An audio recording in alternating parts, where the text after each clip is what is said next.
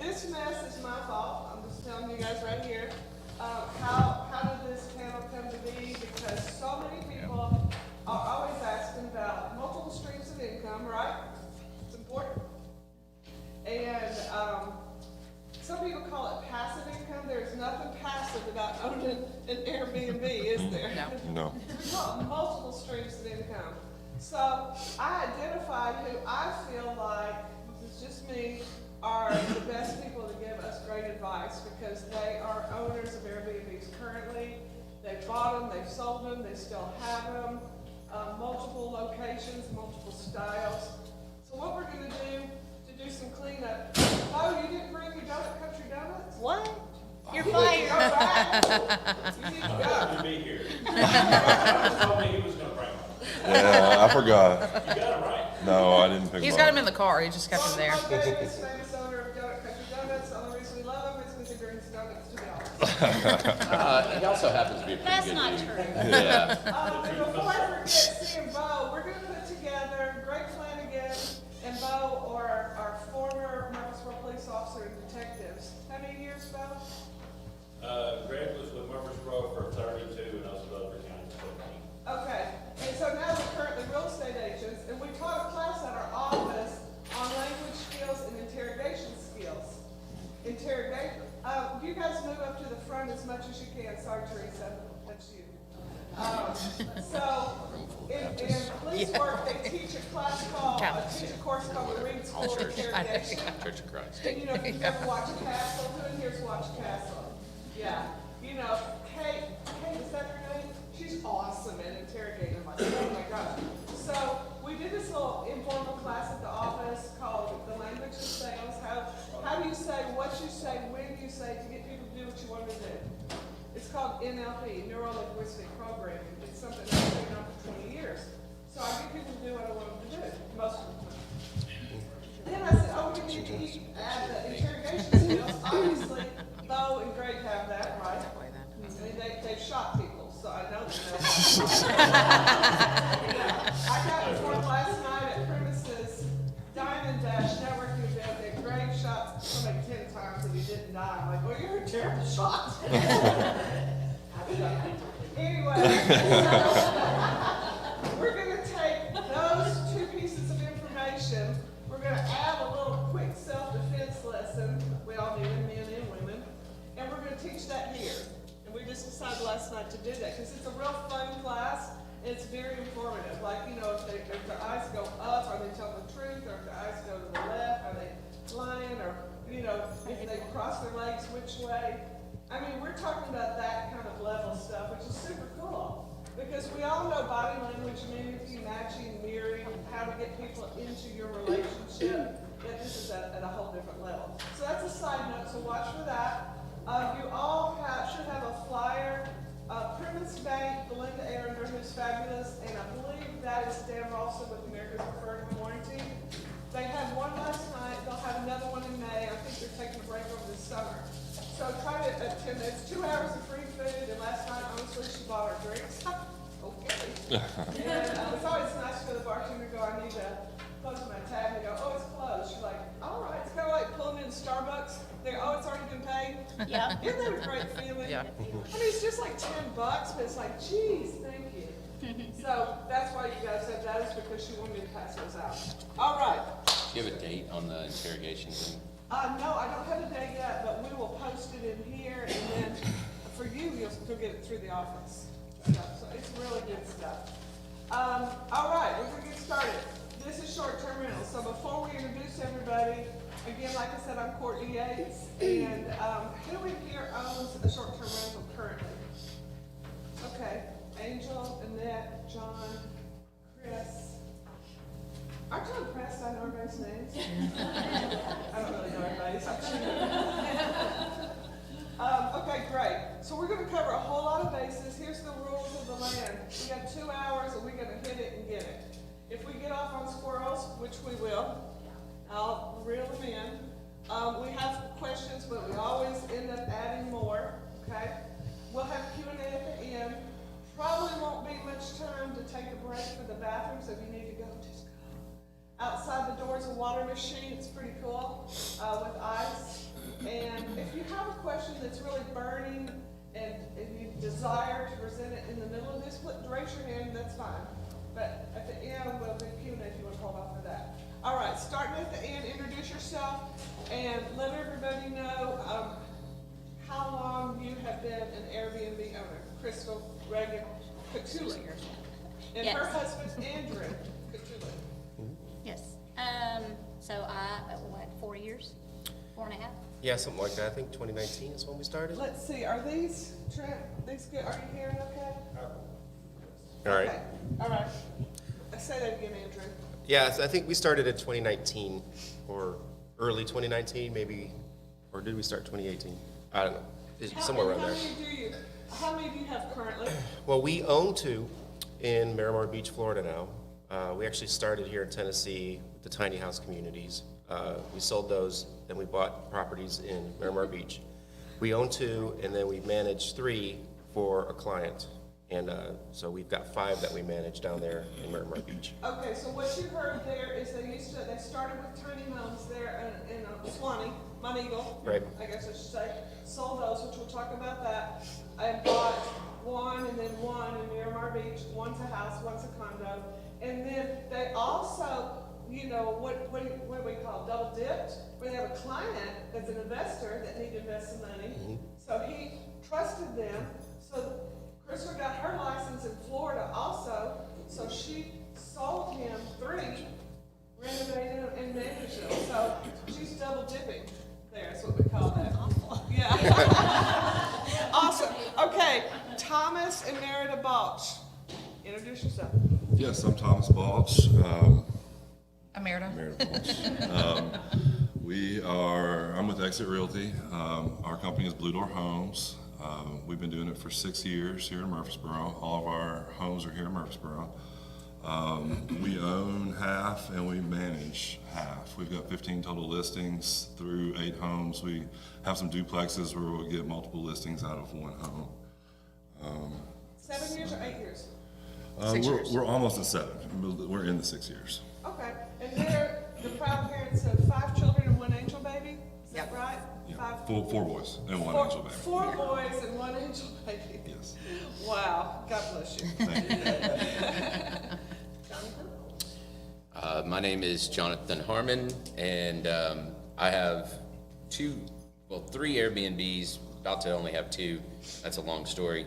But I also do. You gonna burn it down or sell it or give it away? I will not plead the fifth. Don't say on camera if you're gonna burn it down. Yeah. And then I also have long-term rentals. I like to mix the 2 together on that. So done long-term rentals now for, 12 years, and then the short-term about 5. Okay, so long-term rentals is, explain the difference in short-term and long-term. Somebody might not know. One is long and the other one is short. Thank you. No, long-term rental like a lease, like you rent a house. Yes. So a long-term could be 6 months, 12 months, and that, It's called short-term is less than 30 days, mid-term is less than 12 months, long-term is over 12.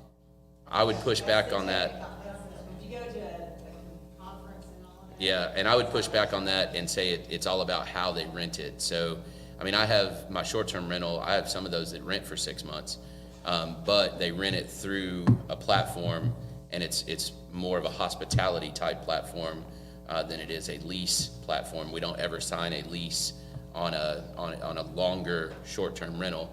So to me, the biggest difference is, did you sign a lease with me, which then gives you certain rights through the state, or did you rent this kind of at will on a day by day or for a period of time through a platform that's more like a hotel? so what Annette is saying is by definition standards, that's the definition of short-term and long-term. Short-term is less than 30 days, mid-term is less than 12 months, And long-term is it's over. over 12 months, yes. I disagree. That A is, lot of your insurance companies, like State Farm and all of those, Red Cross, all of them, they do what's considered a midterm. They'll go, someone's house burnt down, they'll be anywhere from 30 to 6 months to maybe, it's a big house of 12, or a pretty bad, it might be 12 months, 18 months, but they consider those midterm. Awesome, thank you for sharing that. You learn something every day, don't you?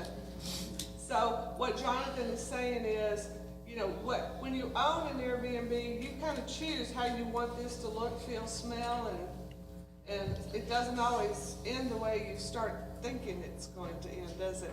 For instance, if Jonathan gets somebody that's a good person that needs it for 3 months, and it's his short-term rental Airbnb, he's gonna rent it to him for 3 months if he decides to, right? Well, and for me, they can book it that way through Airbnb, and I leave that open. So I've got several different folks. I know you were just talking about some plumbers that are renting a place. But that is still, regardless if they stayed a whole year, if they're paying through that platform, that's a short-term rental still because there's no lease in place. The agreement is through the third party. It's not through me necessarily. Right. So the lease. Airbnb. The lease makes the difference, and if you're also a sales agent, this comes into play when you go to like a possession after closing. If there's not a lease in place, then the protections that protect the landlord-tenant laws, they don't protect that tenant or the landlord. So it's at will, and it is at your pleasure that somebody is there. Otherwise, it's trespassing, and that's important. Because if they are a tenant, if we call it a long-term rental and there is a tenant in place, then they can stay after not paying, they can do all kinds of stuff per the state. But if it's not, then they're trespassing. And so they can be removed immediately. So it's an eviction process that's not wonderful. No. All right, so let's go with the burning first question, thanks to Crystal reminding me, is where do you find the funds to buy, to start your first one? Once you get your first one, they kind of roll after that. Would you agree? So where do you find your funds? And there's many different, so Crystal, starting with you and Andrew, where do you guys find your funds to purchase? Short of cash. If you've got, Cash is not- $500,000, $1 million of cash sitting around, okay, great, but I'm being realistic. Well, for us, the first one that we bought was here in Tennessee, and so we bought it as a second home, and we were able to get the second home loan, I guess. So we went down that route. No, it was only 5%. And so that was a 5% down, so we did the cash down for that, out of funds that we had, but then financed the rest as a second home. And then the second one that we bought there was, because we couldn't do another second home, we did that as an investment. And then we had gotten where did we get the funds for that? That was the HELOC, yeah, so we got a HELOC on the house, home equity line of credit, not a second, not a line of, or not a, what is it, a home equity loan, we got a HELOC. And so we used the funds from the HELOC as the down payment for the second one. And then, that one cash flowed really quickly and really well, and we were able to pay off that HELOC. And then when we sold that, we literally doubled our money when we sold that, and that's where we got the funds for Miramar Beach. Isn't that crazy? Now, HELOC, keep in mind, if you have equity, a lot of equity in your personal home, it's money that's just, this isn't a class in finance, but it's money that's just sitting there. It's just doing like nothing. It's sitting there. So if you want your money to make money, that's what they did. They were blessed, let's go ahead and be real, with doubling their money on their sale of the tiny home. And that's a huge, that's free money that they used to invest their second one.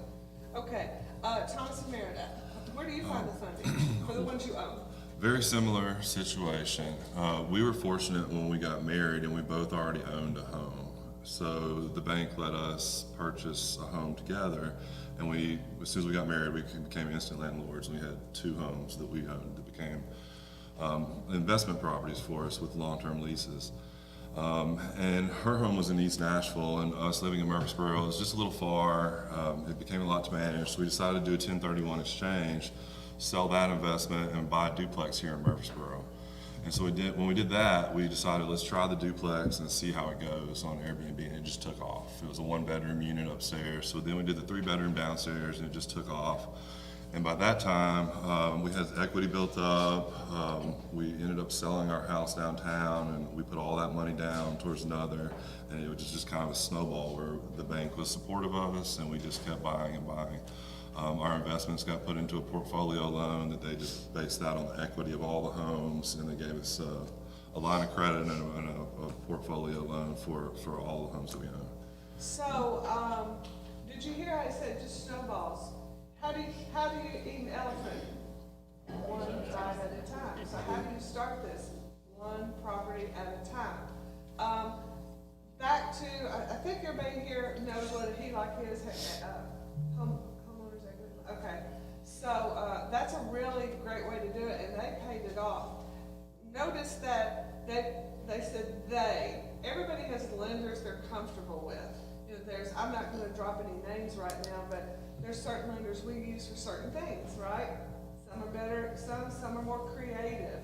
And you've got to have somebody who's open minded and their bank has some thought process for creativity. Would you agree? For sure. Yeah. So I love the fact that you guys realized, we don't need to necessarily sell Merida's house. We did sell it because we did a 1031 exchange, but we moved it into making more money. That's what this is about. Now, this isn't a class on 1031 exchanges either, because it's a little more complicated. There's timelines, you have to buy properties that are alike. You can't sell a farm and buy a house, that kind of thing.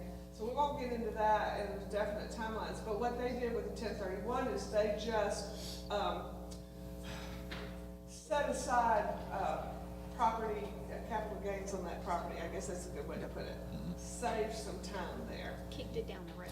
Yeah, Yeah. kicked it down the Yeah. road. And for us, we didn't do the 1031 because we had an enormous amount of equity in it, so we had the funds to pay. Yeah. And we didn't know what was going on at the time. That was right when the administration changed, and they were talking about all these crazy things with the 1031. So we were a little bit nervous about what it would be in the future. So we're just like, we'll just pay it in that case. But we had the equity to do it. We had the funds to do it. Remind me before we finish today to talk about what you and I talked about last night, the segregation. Okay? Cost Remember segregation. that. Jonathan, how'd you get started? So, my ex-wife and I bought our first house in Smyrna, I don't know, 2005, whenever that was. Was she your current wife at that time or your ex-wife at that time? She was current at that moment. Because that's creative. I'll get to that part, but anyway, yeah, at the time, my wife and I bought a place in Smyrna. We'd saved pretty well and had a pretty good down payment on it. We were able to, we stayed put for a little bit and built up some more equity, took a home equity line of credit off of that, and used that HELOC to purchase the next house that we moved into and turn the first house into just a long-term rental. And then after that, equity shifts around, we paid that HELOC off, kept it open though. A couple of things to note is that a home equity line of credit, typically you can only take off of your residence. They have commercial line of credit that you can take off of a rental house or an investment property typically. And then on that commercial line of credit, a lot of times they're a higher interest rate. The other thing is HELOCs sound great, but my HELOC right now that I have open is at like, I think it just went to 9.25%. So it's damn near a credit card at this point. So you got to be real careful with that. And then you start getting into the whole like, okay, if I take 9.25% money and I put it into an asset, am I going to make it enough to make that make sense? Because it's not a guarantee you're going to make 9.25 in the stock market. It's certainly not a guarantee you're going to make that on an Airbnb by the time you factor all your costs out. So they sound good, but just realize they're also fluctuating interest rates. So when they were at 3.5, they were awesome, and right now not so much. And so as we started to fast forward, divorce. She keeps the paid off house. I don't. Good for me. But I kept a couple of other houses that weren't paid off. I sold one of those and then bought 3 more houses in downtown Murfreesboro. And I have utilized the portfolio loan idea I like the portfolio loan. I got pretty good terms on it through a local bank here. They were able to kind of like put all of that, the equity together. I used that portfolio loan on 3 properties to acquire another property and rolled all of that into one loan. So if you want to learn more about that, I'll be happy to share that. Yeah, and I did the same. I took loans on 3 rental houses that I had that did not have loans and, had the down payment for the beach house. So there's many ways to do it. Did you, hear what he said too? It's a snowball effect. Starts at 1, it goes. And when's the best time to start anything? Right now. Right now, all right? So write that down. Hey, Thomas and Meredith, how did you find the properties that you guys bought? I'm just from here and from Murfreesboro, so we had some general areas that we wanted, and I just obsessed over it and found them myself. So you found an area a niche that you were comfortable in. Right. Right. And then, I'm gonna go to the next step. Do you have a theme on your properties? We have some that are themed and some that aren't. Having 4 boys, Meredith wanted a babe cave. So I'll let you talk about the themes. But We have a couple houses that are like mid-century themed, and it's not like super heavy deep in like everything is, you don't walk into the Brady Bunch house, although that could be fun. Yes. But like, That house is for sale again, I think, by the way. is it? Yeah. I love the idea of it, but also we don't have the funds to put all of that Yes. into it. But then I decided that I wanted to try out a babe cave because I saw one in like Florida or something, and I was like, oh, that would be so much fun. What's a babe cave? So it's like a man cave. I'm like, what is she? Yeah, it's a man cave, but like a she shed, but a house. everything's pink. Yeah, but it's not like, But it's not like pink it's walls. fun. But Yeah, I have like flamingo wallpaper in the bathroom, and Pink it's neon. it's done well. I mean, I Yes. think it's fun, and what- guys have stayed there and they actually like it, so it's not like that awful. So, is your theme something to do with the front door? All the doors are blue because we have blue door homes. So That's the name of the company? yes, Blue Door Home, so that's their theme, isn't that fun? So that sticks with you, right? all except for the babe cave. That one is pink. we didn't have one pink door. Okay, so doorknob. Thomas A found blue his doorknob, properties everything. because, is it Mission Missionary? Yes. Yeah. Yeah, So Mission Mitchell downtown. Missionary, he grew up here, he's familiar with there. Did you go to Mitchell Wilson? No, to Northfield. Okay, so he's in the area. Yeah. So he likes those houses that are small and manageable and easy to kind of navigate through, right? Yeah, most of them are 2-bedroom, and they stay rented. The 2-bedroom places stay rented fairly consistently. Okay, we're We gonna get love to the that in area. a minute, because I know that's a burning question with them occupancy and that kind of thing. Yes. Crystal and Andrew, what happened? Okay, so you had your tiny homes up on Mount Eagle, and that went really well. You doubled your money. So then how did you decide where you go next? Well, yeah, our company is Serenity Vacation Stays. Okay, so So, their thing. yeah, is so that's our not theme, is Serenity. Serenity Vacation Stays, okay? And so everything we started off, the one in the Mount Eagle was next to a waterfall, if you're familiar with that Deer Lake community at all. So we had Serenity by the Falls, and that's, we just threw out all these names, and that was the one that stuck, Serenity by the Falls. And so, from that grew the Serenity brand. So we said, well, let's brand everything Serenity. So then we came Serenity Vacation Stays, and so that's our LLC. But, And they have an LLC. right, so then, everything, the next one was Serenity on Water's Edge. Then we have Serenity at Paradise Retreat, Serenity by Emerald Waters, Serenity on Emerald Shores, Away from it all. Serenity away from it all. So we have all these Serenity themed things. And so the idea is, like a peaceful tranquility environment, an experience of itself to come in. It's not just heads in the bed, a place to stay. We want, the place that you stay to be part of the experience that you come there for. But we found the place because we would always vacation in Santa Rosa, and we would take our families every year.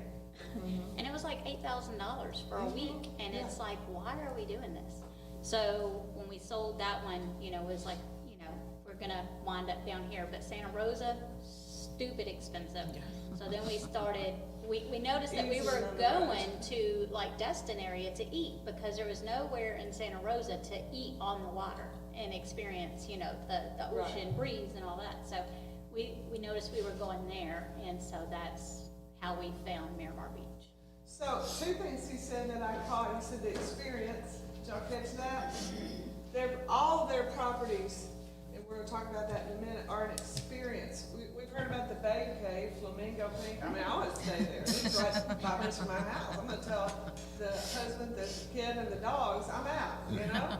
And of course, I've had the pleasure of having clients go to their house, I've had the pleasure of myself going to Crystal and Andrews. And it is a great thing, it feels that way, the way they decorate everything. Also, let's see, you said something about experience, heads and beds. That's a term if you're in this business, right, John? How many heads in the beds? Our condo's a 3-bedroom, so we have a limit that the condo association, we can't just say we can sleep 12, because we can, because our condo that we own says you can only advertise 8.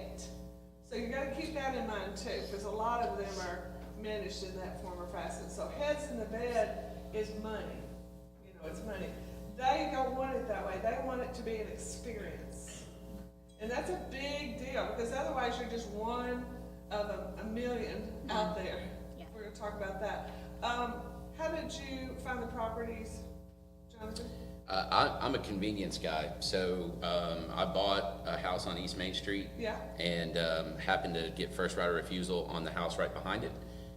So I owned all the way through to Vine, and the house behind it was an up and down duplex. The upstairs was, I think it's like 700 square feet.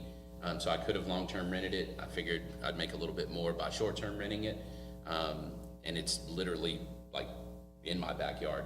And then the houses across the street from that came available, and so I said, yep, and I bought both of those. And so I own kind of a little triangle right there on East Vine. That's very convenient. It's isn't it? extremely convenient. And you know, sometimes people just start with their parents pass away, they inherit Sure. the house. That's very common. And my philosophy, like the thought of having a beach house to me is like, I'm getting like uptight about it just sitting there. And the reason. Why do you feel that way? Because I want to be able to see my unit at any point that I want to be able to see my unit. And so even on the long-term side of things, I do put my eggs in one basket. It happens to be Rutherford County, and I feel like that's a pretty safe basket. And then I also, when I'm thinking about acquiring a property long-term or short-term or a mixture, is always, always, always have an exit strategy. So whatever you acquire, you need to be able to sell quickly and easily, and you need to be able to manage it. So like on the long term, I collect the rent at the house. I drive to the house and collect it so that I can at least sort of put eyes and make sure they're not ruining my house. So for me, I like that. So did you hear what Jonathan said is, and it's hard, don't get emotionally attached, because if it's the right time to sell, or somebody comes up and says, I'll give you X amount of dollars, and it's fabulous, you sell. or you go, oh crap, I'm out of money, Yeah. and you need to sell one, Yes. right? And then you need to be Always have able to sell. So I sold one in Smyrna last year, and it sold like that because when I acquired it, and I made a ton of money on it, because when I acquired it well and smart, right? And I didn't buy some crazy discounted house, and there's a reason that it was discounted, Yeah. right? So always ask, well, why is this house so cheap? And if it's because there's, 20,000 volt power lines right over it or whatever, or, it's at the dump or something. You know what that reminds me of? Who in here saw that old movie with Tom Hanks, The Money Pit? Do you remember that? There's a reason it's cheap. Yeah, that's true. I still love that movie. So what's interesting is, Jonathan, I feel like, I could be wrong, has more of a business approach as far as he's not connecting emotionally as intense with maybe Crystal, who is very connected emotionally because she's decorating. She really connects with the people staying there on a different level. I disagree. I just haven't got to that part yet. Okay, hold that thought there. Yeah. Put that on the notes for us to talk Yeah, yeah. about. Because there is different ways to think about it, right? Okay, so STR rules, none of this panel, I think, owns something in Nashville, do we? Hell no. So, Not anymore. are there any short-term rental, and let me kind of back up. People get confused because they'll go, I want to do Airbnbs. Well, Airbnb is a platform to market the property through. STR is a short-term rental. So people sometimes, I want to do Airbnbs. Well, that means you want to do short-term rental. Nashville is a whole different scene we're not going to talk about today because they have put a moratorium on, I don't know if that's the right word, on short-term rentals Pretty much, though, in yeah. most Essentially. areas. Chokehold is a good word. Yeah, chokehold, I yeah. guess. I think it's probably because all the hotels were complaining, but, you know, there's multiple reasons. Well, and frankly, the short-term rentals, you know, they take a house out of the market for someone to live in. Yeah. So that, all of that is It part of. creates an inventory issue. Right. Yeah.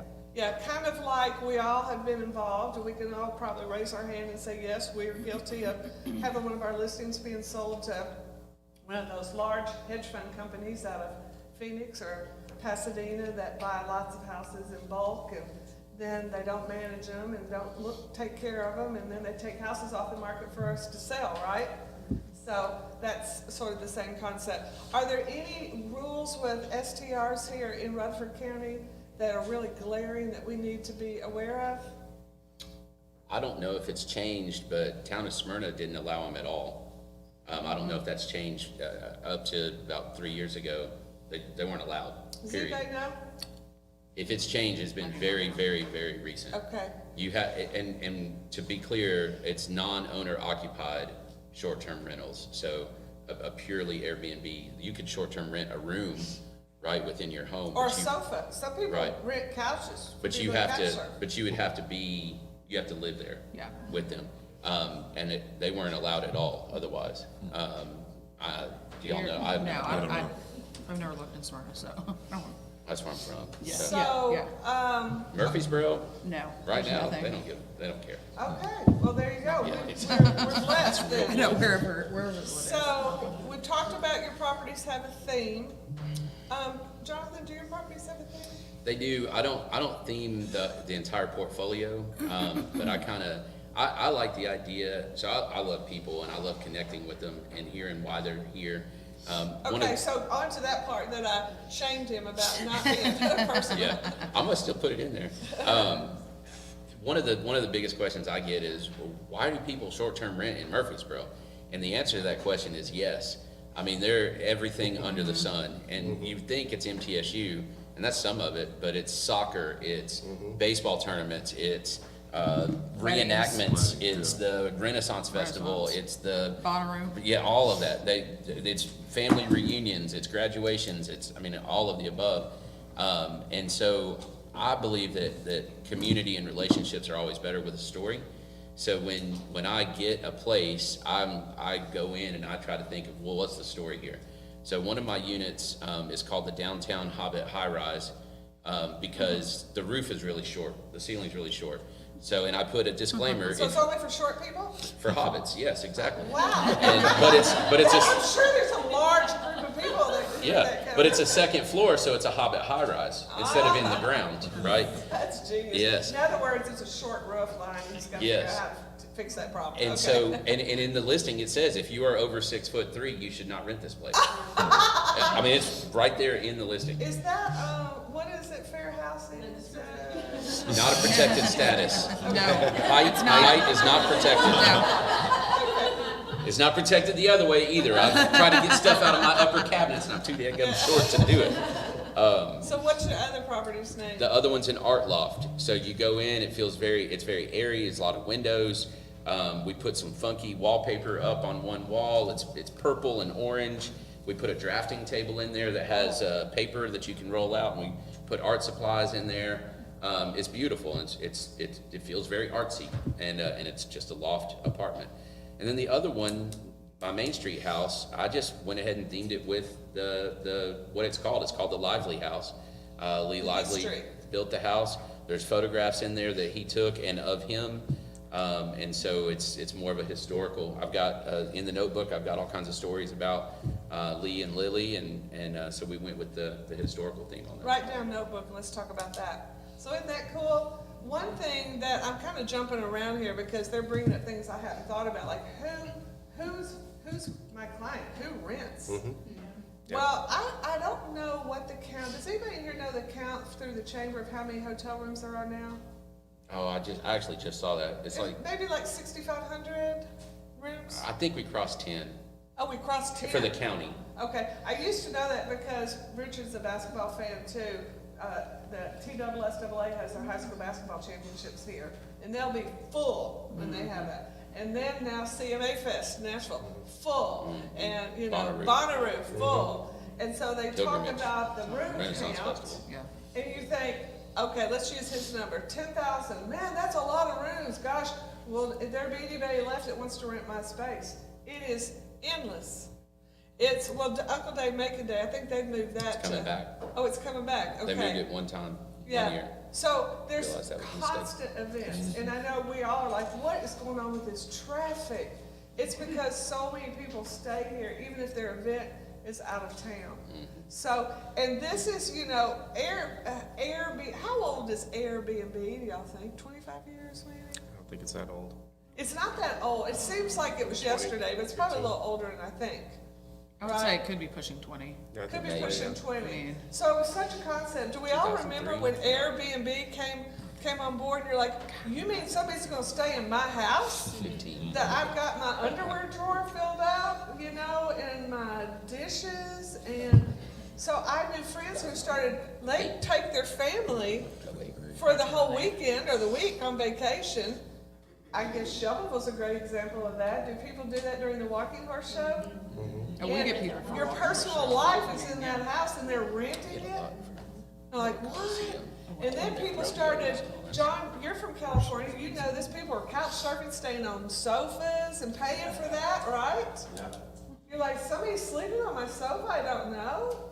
So that's sort of how, in my mind, it started, and then it segued into quite a bit more. Yeah, now you can rent your pool out. Yeah. What? Or your yard There's for your service, yeah, dogs. there's different, oh yeah, you're hard for dogs and. Well, yeah, there's you all know, kinds of I stuff. have many times asked clients that have really cool buildings. As a matter of fact, I sold a house to a client, he had a really cool building. I said, can I keep my boat here? And he said, yeah, I paid him $100 a month, it was cheap, and I put my boat in there, and wave runners, and stuff like that. So it's interesting how this has evolved, and now you've got people who are buying houses for this reason. And I love the thing. Why is it important? Okay, let's go into the whole decorating mode, because he's talked about it, they've talked about it, they've talked about it. Crystal, help me work through this. You buy a place, and maybe it comes furnished, typically not. Most of the time you don't want the furniture. So how do you live here? And keep in mind, this is not, I don't know, Thomas, are you still doing the lawn business? No, I'm not doing that. Okay. Except This for at our is- houses. Yeah, This is your job. Correct. Okay. We do some construction work. Because most of the time people, well, you started with it not being your job. Yeah. Yeah. And Andrew, he's not a realtor. Andrew, what do you do for a living? Senior quality manager for a packaging company. So he travels a lot. He's over how many people? I have 10 report to me directly, but Yeah. I'm responsible for like 60 manufacturing plants. Yeah, so these are North not all America. realtors. Andrew's not a realtor. He's a busy dude. Crystal's a realtor, Tom's a realtor, Jonathan. Wait. Andrew's not a realtor, he's a busy dude. Yeah. So realtors are not? Is that an oxymoron? That's right. Is that- Time out here. Or was that just a moronic comment? Freudian slip. He's not a realtor, and he's a busy dude. Yeah, Sorry about that. Thank I you. travel a lot for work. Yes. So he travels a lot. So now they've got these properties in Florida, and Jonathan even mentioned the distance. What? Yeah. How does that look? So tell us a little bit about that, because remember, Merritt and Thomas maybe drive 15 minutes to theirs. Yeah. Theirs is 8 hours. I walk 5 minutes. 5 Yeah. minutes. Okay. So go ahead. How does that look? Well, he was really nervous about the distance at first because it's so far. When we was on Monteagle, we could just drive an hour and check on them. Right. And even that was like an all-day process. Wait, time out. So you have to check on your properties? Well, you don't have to. But you need to have It- eyes You on need the to. prize. It depends on what kind of owner you wanna be. Exactly. Okay, Heads okay. in the bed or, yeah. But anyways, so we found that we did spend a lot of time when it was an hour away. But once we got in Florida, it seemed easier because, but it's not like we don't check on it. We're probably there once every 2 months, if not more than that, because things do come up. So it's a good excuse to go to the beach, right? It is. I mean, that's what I'm hearing.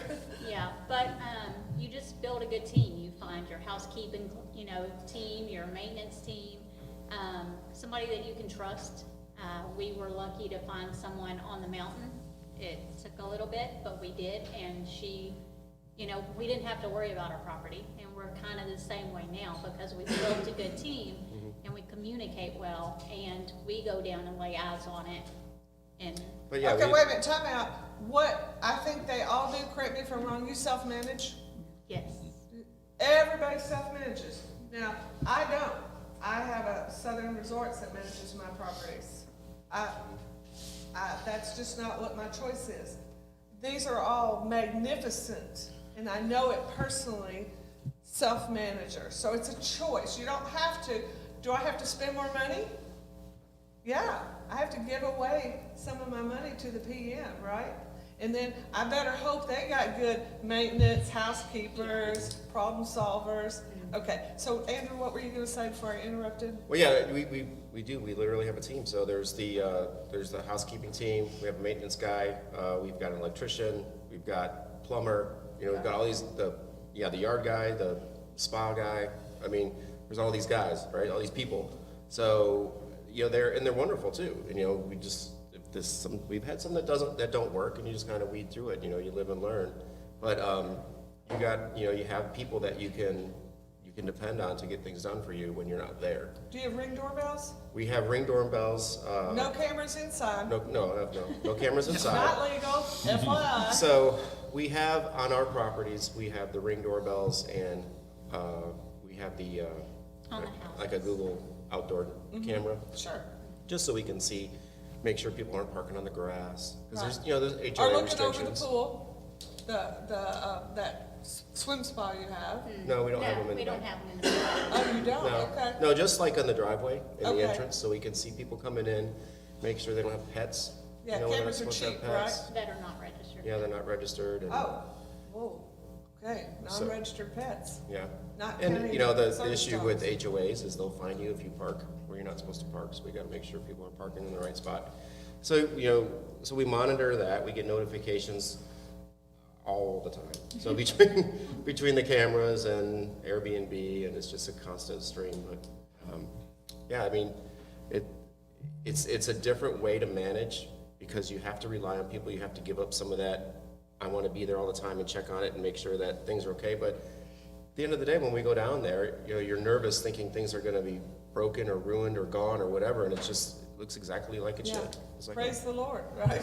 oh, okay, everything's fine, and then you get a little more confidence in your team. That's important, having the right team. Now, I'm gonna bet, knowing Merida, she probably cleaned when she only had one or two of the Airbnbs herself. Yeah, oh yeah, for sure. Yeah, do you do that now? It's sporadic. Like when we are super busy and,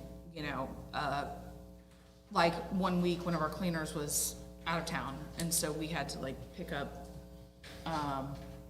those kinds of things. But we do have, we have a cleaning team that we rely on. And luckily both of them had owned Airbnbs in the past, so they know what's expected.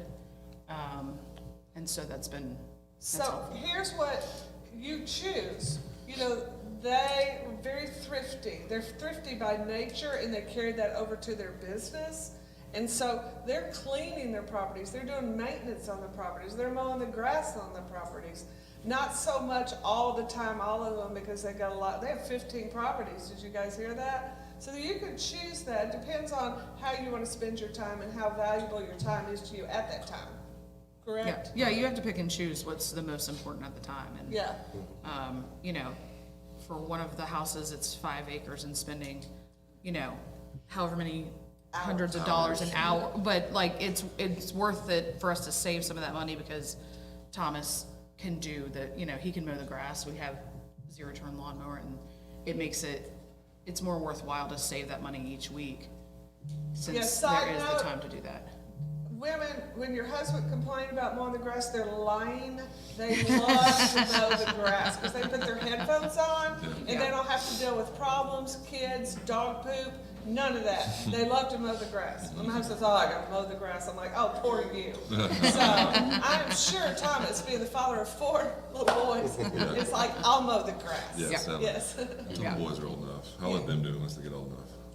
Do I I? said I'll let my boys do it when they get old enough. Okay, Put so them you're out there. teaching But your then you gotta children supervise. Yeah. great Yeah. management and business skills. Oh, for sure. Money earning. So keep in mind, they now, y'all own 5 or We own 5 homes, 4 are short-term and 1 is long-term. yeah, so they didn't do this casually. They saved money, were very thrifty on it. So, do you have a great team, Jonathan? I know you said you can walk to yours. Yeah, but there's absolutely no chance that I'm gonna clean it. Yeah. That's how I feel. No way. Right now. So, you know, I think a lot of this goes back to like the themes and all of that stuff is who is it that you're targeting? Because ultimately the maintenance and the cleaning and all of that stuff goes into pricing as well. And then you start to look at, so 2 of my units, I want them full all the time. And so in order to do that, I price them probably, maybe even just a little bit too cheap, but they're booked all the time. And so I've calculated up, okay, how much do I need to make per night, and then how many nights do I need it rented per month in order to cash flow what I want to cash flow. And then for me, the cleaning fee is a tack on top of that. And so the cleaning fee is the same no matter if somebody stays 2 nights, which is my minimum, or 25 nights. The cleaning fee is the same, and it's a straight pass through to my cleaning crew. But where that affects you is if you start adding on cleaning fee, Airbnb fee, taxes, and all of that, all of a sudden that 2-night stay at my Airbnb is $350, $400. Well, they can stay at a pretty nice hotel here in Murfreesboro for that same price. Some people still choose not to, and maybe they want to sleep, they want to have 5 people in the same unit, or they want to cook, or They want a kitchen. whatever, Yeah, right? that's a lot. So you start getting into those non-monetary intangible items that will have somebody choose your place over a hotel room. And so that's where theming it and you know, making it functional and having all the conveniences of home really come into play, because how else are you going to beat them, right? And as far as the formula, it's pretty simple. What does it cost you? What do you get? What's the difference? And then you calculate the return percentage. And then you always got to factor in your own time. 2 of my units are really old, so I know that I'm going to have more maintenance on those. 1 is not super old, and it is almost maintenance free, right? The good thing about rentals, and you guys all know this, long-term or short-term, is you've got a cash flow aspect, and simultaneously you've got an appreciation aspect. So that double dipping thing is awesome. And the other thing, you said something, and I jotted this note down, I don't remember what you said, but people are generally good, is what I've run into, as far as like trashing your place. I've had a couple of incidences where people haven't done what they're supposed to do, but I'd say 85% of the time, people treat your place better than they probably treat their own home. And they're generally good.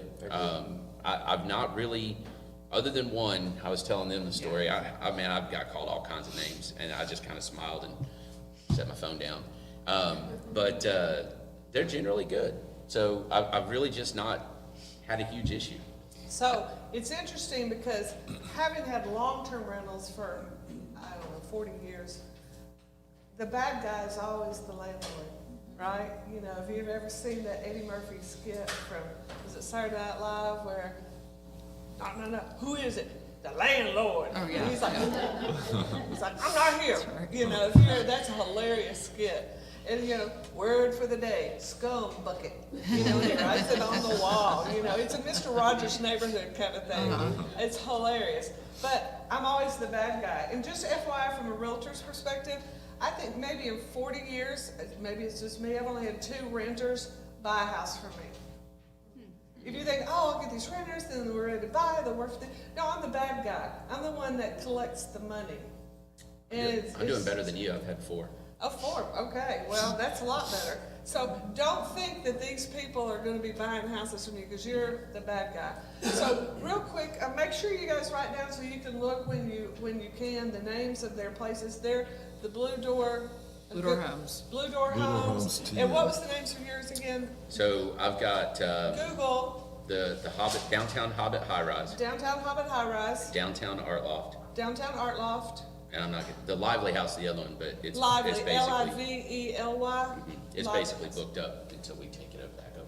But, so I just wanted them to be able to go online and see, what do these places look like, you know? And then, yours in Florida that you own are Serenity Vacation stays. Well, Serenity Vacation Yeah, Stays. you can look Instagram. We do have a website, serenityvacationstays.com. Okay, awesome. So let's go to occupancy. That's very important, goals that you have for each property. Because is it realistic to think, I mean, maybe they are rented all the time, but is it realistic to do that when you're crunching your numbers? No. No. Okay, so Merida, what's your goal for each property occupancy wise? I mean, when we look to buy a house, or we find a house and we're like, oh, this would be great, or like the Babe Cave is the house that just like came to us from the owner, but we have to know for a fact that we could get 50% occupancy in order to just purchase the house. Like we have to know that's a guaranteed. 50%. And that's not every month. I mean, January and February, I think everybody can agree, is dead. It's So just. would you say 10 out of 12 months is too far-fetched to be occupied? Maybe 9 out of 12? Well, I mean, it would be occupied every month. It's just not every day of every month. It's, you know, I would say, you know, you could be in the 70% range up there, but it also depends on the size. The larger the house, the less occupancy. Right. And so, I mean, your 1 bedrooms will be done. Substantially. Oh, yeah, in a sometimes. significant way. Oh, Yeah. okay. So So- you have the opportunity to get a 1 or 2 bedroom. Yeah. Great. But then the profit's gonna be different too. I mean, the larger the house, the higher the profit. Yeah. And so you may burn and turn some of these, like our 1 bedroom is always booked. But we're making less money and it is more work because we're in there so often. And, so it depends on kind of what your goals are, what you wanna do. Do you wanna, you know, and we tend to now, after, you know, 6 years of doing this, price higher because I think there's a correlation between pricing it higher and the quality of guests. Yes. And we're willing to be less busy and get better guests and it still maybe be the same amount of money. So. Okay, now Crystal and Andrew, I want you to comment on that too, but first, I didn't ask you guys, when you get this empty house, do you decorate it and decide the theme and go Yeah. buy the stuff and? Yeah, Mary we loves do. that part. That is my favorite part. Estate sales, Yeah. we piece it all together. We do, like, we'll even do like, live auctions and, but I like to piecemeal everything. I don't go to like Rooms To Go and buy a room or a house. You know, find the pieces that work together, and I say that my dad is now proud that I have an art degree because I'm actually using it. So I can tell you, 2 places that I frequented when I was preparing mine was the yard sale store. Love that place. And Remix Consignment. I did a lot from Remix, the yard sale store, and Dirt Cheap. Dirt cheap, for sure. Dirt Cheap in Smyrna is definitely, that one in Murfreesboro, you can come in to shower after you leave there. But, Yeah. it's okay. Hey, sheets, towels, and plates, Old Time Pottery. Oh, and which is now transitioning to Gabe's, and by the way, they've got everything on sale, some up to 70% off, so they've got so much freaking inventory. But Old Time Pottery, down at the beach, we go to that all the time for our cups. And this is just a minor detail, but like the plastic cups, because you don't want glass around the pool, right? They get the dishwasher and they get chewed up on the top, and we replace those every year. I mean, they're cheap. We got Old Time Pottery, and just get new ones. We do not wanna have a nice beach house with chewed up plastic cups. So FYI. So Andrew, what did I ask you to? Well, we were talking about occupancy. Yes. Okay, so for us, well, and it depends on the market. I think that the tiny houses, we were at 95%. I mean, we stayed booked every day. 95%. But down at the beach, it's more seasonal, and we're closer to, like last year, it was about 65% average. But, you know, during the summer months, March, particularly March, May, June, July, and October are about 100%. They just stay packed. So that's called high season, and not high season is called shoulder season. And so, obviously, Andrew, you answered this first. I'm gonna get back to you on that. Do you have a minimum rental night? Three nights. 3? Tiny houses were 2 nights. And you 2? 2. 2. Obviously, there's reason, because wear and tear. It's not worth putting somebody in there Party. for So what- 150 to 200 bucks for a party. Yeah. What we do is if there is, they call them orphan nights, so if you have a space in between 2 bookings, it's maybe 2 nights, we'll open that up. We'll open that 2-night up, and maybe it'll get booked, maybe it won't. But we won't offer a 2-night unless it's just like orphan nights. Okay. And we don't do single nights, because those are party nights. Yeah. Yeah. And we have, Complainer nights. and complainer nights. And the few times that we've done it, every time it's a problem, so we So, don't do single nights. short-term rental is short-term, obviously. You've got, I know for our beach house, it is, we just moved it from a minimum of 5 to 4, and it was, in high season, it's 7. We don't rent anything but 7. So, I only have long-term rentals in Murfreesboro. In Murfreesboro, is it seasonal, or is it more event-related? It's a little bit of both. I mean, it kind of does go back to the size of the property, but I mean, really, we know January and February are super slow. If we can get some of those midterm rentals in those months, that's the best. But then once March hits, it's much more consistent. It's TSSAA. Yeah, too. well, it starts with all the tournaments and all the, you know, the different things that are coming through, Murphy's graduations and whatnot. But No it snowbirds in Rutherford County, though, right? rarely, we get some every once in a while who are like maybe driving through and they want to stop for like a month or 2, but not super often. It's just Okay, kind of it's snowbirds. Do you guys get snowbirds? We get snowbirds January, February, into March, like some of them want to stay into March, but we try not to rent the snowbirds in the March because they want the discounts. In March is spring break month, and so March is a high dollar month. So we're gonna get to pricing in a minute. Make a note of that for me, Jonathan, to make sure we talk about pricing, because how do you know how to price? That's very important, right? It's not just willy-nilly, oh, I think this is good. You better have a plan and a purpose on that. So snowbirds is a cheaper amount down at the beach, right? And we're not far enough south, is that correct grammar, to get them all the time regularly, I would say. But I wasn't sure about here for It's that. normally if they have like family in town who live here. Yeah, Catch them on the migration. Yeah, yeah, Exactly, yeah. yeah. true, yes. We're in the exactly. migration pattern. Yes, so occupancy, Andrew, you said that your tiny home was like at 95%, oh my gosh. And the only reason you sold it because you doubled your money. It's pretty simple. And then down at, and because, now keep in mind, they are very hands-on, even though they're 8 hours away, they're very hands-on. They do an amazing job on decorating and promoting. They still have, how's the best way to put this? They have a higher occupancy rate than I would, because I'm not hands-on. I have a property manager, and they've got, I don't know, 150, Yeah. 200, 300 houses. They're focused on theirs, right? Okay, occupancy rate, So the 2 small ones, they're always booked. the January, two February. smallest, the 2-bedroom, 1-bedroom loft. Yeah, so Okay. it's a single, like, studio apartment type Uh-huh. thing, sleeps 5. I have 2 of those. They're always booked, Heads in the bed, 5. all the time. Okay, Yep, and one of them has laundry, the other one doesn't, and that's made a difference. I can charge a little bit more for the laundry. and I get longer stays in the laundry, in that one.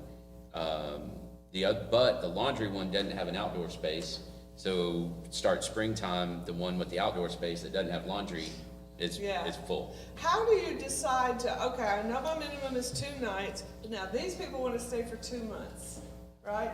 And what I've had is somebody's come in to have surgery, and, you know, they know We they have have travel nurses, we have. travel nurses. I have one guy, he's booked my same unit, this will be the 4th year for the entire month of May, because he puts 2 employees that work at the Renaissance Festival Yes. in there. Yes, I have some friends that have Airbnbs to do that. So how do you decide to go, okay, yeah, if you want it for 2 months, I'll do it. It's just a money issue, right? Because Yes. do you make more renting it for 2 days here, 2 days here, 2 days here, than you do for 2 months? You could, but the possibility that something's gonna get broke, or something's going to go missing, or there's gonna be some kind of problem. Or more of your time invested, right? Yes, so Makes sense. especially in the slower season, yeah, I mean, I've got one person that's staying for 5 months at one of my places, Wow. and they're paying a bleeding fortune for that, but it's rented, so I'm making the money that I need to make on it. Okay, so, we just kind of touched on that for a minute, because he talked about travel nurses. Travel Crazy. nurses are ideal because they're in place for typically 3 months, and they'll pay good. They pay really good. This is an idea. I have a client over in the Bellwood subdivision behind Bellwood School, and they had converted their garage into a master suite. So, you know, the mid-century modern houses that have a master bedroom with a back entrance, they took that master bedroom that had a bath with a back entrance and made it a room for rent. They charge $1,500 a month for that room. It's got a little refrigerator, but you can't cook or anything in there, microwave, and its own entrance, and they get the travel nurses for 3 months. Check out Furnished Finder. Yeah. Yeah, so that was where I was going with this, thank you. So we've talked about Airbnb, right? Furnished Finder is a very popular site for travel nurses, and who else? Anybody? Who's going to be somewhere for like a somewhat extended period, you know, Yeah, whether more it's than a a month. surgery or work. working at the Renaissance Festival or Yeah. whatever. It doesn't have as high of fees, from what I understand, as Airbnb. It's a flat rate. You pay per year, per property. We haven't had a lot of luck with it, but you almost have to have a property that you know is only midterm rentals. Like, I'm gonna save this, and I'm not gonna be on Airbnb for 2 nights here or 2 nights there, because if you get booked 3 months out and you have a nurse who's in town and that's one of the months that they want, you either have to move somebody around, cancel that stay and get fined, or you just say, sorry now. So you have to just weigh your odds on what's gonna work for you. Yeah, so Furnished Finder is good for, like Annette shared with us, midtime, what'd you call it? Midterm. Midterm. Midterm. So you don't have a lease, you're going through a third party. Yeah, Yes. midterm rentals. Let's see, Airbnb, Furnished Finder, what else? VRBO. Yeah. VRBO? Yeah. There is also, that we don't recommend, we recommend to That's stay good to away know. from, is booking.com. Yeah. That's terrible. It's So bad. terrible. Terrible. Wow, But Google now has their Right, own. I put one on Google Vacation Rentals here just to try it out. I haven't got anything on it yet though, but I'm just got one on there. We also have our own self-management or direct booking platform. Yeah. So we got direct booking, VRBO, Airbnb. By far, Airbnb, we get more bookings through Airbnb. Yeah. And what is odd is that everyone we talk to down in Miramar Beach says, oh, it's gotta be VRBO, the guests are better, we get all of our bookings through VRBO, but it's just a complete opposite for us. We get more. Oh, that's mostly interesting, to- because I definitely see like the beach is normally VRBO. Right, Yeah. because it's homes. But I Yeah. think Right. it depends on because we started on Airbnb, and so we had lots of reviews, and I think that makes a big difference. So does. if Yeah. if you've got tons of reviews, then I feel like they kind of go through that platform for some reason, I don't know. Okay, you just brought that up. Are you a super host? Yes, You a super host? again, and Super again, host. and again. Does everybody know what, Meredith, explain what a super host is. They basically have these, like, specific ratings that you have to get, your cancellation rate, your, response rate, your, the star rating per, you know, the average of like every guest that's rated you. And then every quarter you get, they put that together and say you're either superhost or, you know, you've been knocked off. And I mean, I think there are some valid points for the superhost rating. I think also it's a little bit more, I think people like host themselves. I think they rely on it a little too heavily. Cause at the end of the day, if you have, you're gonna get bad reviews at some point in time. There is going to be someone who will find something wrong with your place. So you get a bad review, what's the best, practice with that? Respond. Yeah. Respond and explain, maybe, I'm so sorry that light bulb burned out on you, you know? Yeah, I mean, there are definitely some that are really minor and people just lose their minds over. But Do you- sometimes you mess up and you own Yeah, it. also, I mean, yeah. it's I'm just like sorry a, I messed up. yeah, it's just Yeah. like a restaurant. What do people read? They read the first 1 or 2 5 stars, and then they go straight to the 1 star. Right. Right. And so, how do you respond to both of those? And you know, if you're, you know, well, you were a blank, Defensive, blank, if and you're blank, you know, defensive, and all of yeah. that, they're gonna be like, oh, okay, there's probably some valid points here. Yeah. You know. And you also have to remember on those responses, the response is not for that guest. The response is for your potential guests. That's right. Yes. So they're seeing how you're responding, and That's even right. if it's something that like is totally ridiculous, I mean, if you just have to like let it roll off your back and, you know, say, I mean, even if you don't want to apologize, you just say, you know, Oh, I'm that's sorry so you feel that way. Well, I always take the stance, be bigger than they are. Does that Yeah. make sense? You know, remain that professionalism and be bigger there, because you will get bad reviews. I know Crystal is like a cat on a hot tin roof with their reviews. It's very important for her to get 5-star reviews. She watches it. Everything, this is my opinion, everything you do for that Airbnb is to get the 5-star review. Would you agree? Oh, yeah, yeah. So it's very Yeah, important. that's one of the good things about Airbnb and VRBO is that feedback, you know, and so it gives you a little more trust in the guest, because they know you're gonna leave feedback for them, and they don't want the bad feedback because they want to continue to rent on the Yeah. platform. Yeah, I got 2 people banned from Airbnb. Banned? 2 different groups. Yeah. Because it was so bad. Now, Yeah, keep in well- mind, the negative for hiring a PM, property manager, like I have, is I don't see any reviews. They don't do reviews. If they do, they're internal only. I don't see them, the public doesn't see them. And I do feel like that affects my occupancy rate. Well, and not everybody leaves feedback. Like if they go and they have a mediocre stay and it's just, okay, they're not gonna leave negative, they're not gonna leave positive. They're You just mean when not gonna realtors say show anything. listings, they always give feedback to the listing agent? Yeah, and I have I've got a theory on that is, you know, sometimes I'll see, you know, we go on Airbnb and look at all these properties, and the property's been listed for years, and they have just a few reviews. Just a handful of And reviews. it's like, how is that possible? You know, we get a review almost every stay. And Now you focus on it too. we focus on it, but my feeling is if you just have an average stay, you're probably not gonna leave a review. Or if you have a negative stay, you're just not, if it's, Right. yeah, if it's like, it's not great, I'm not gonna leave a review, I'll just let it slide. But if you give them a reason to leave a good review, they're going to. You know, you Yeah. give them the good experience and all that. So when you look at properties that don't have a lot of reviews, you know, that's my thought, is that it's probably just a basic, Yeah. very Well, basic. Now, keep in mind, place. when we're talking about personal attention, again, I'm speaking from experience. I'm down at the beach. I called Crystal. I said, hey, I'm down here at our place. Do you need anything at your place while I'm here, right? It's 8 hours away, right? That's what you do. You help each other out. She goes, well, my people said the toaster's missing. She goes, I don't know what happened to the toaster. Somebody took a toaster. Why did somebody take the toaster? So I run to Walmart, grab a toaster, and take it to her Airbnb for her. She didn't really have to worry about the toaster. But, I mean, really.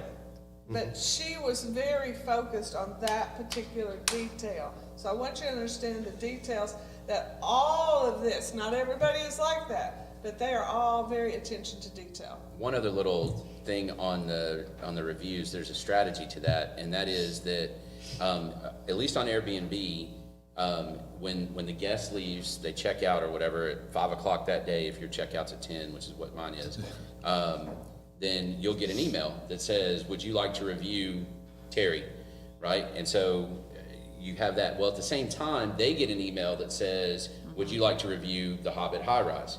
Okay, well, when they fill out a review, I get an email that says, Terry has reviewed your place, would you like to see it? You can't see it unless you also provide a review. Or it's been 14 days. Or it's been 14 days. Yeah.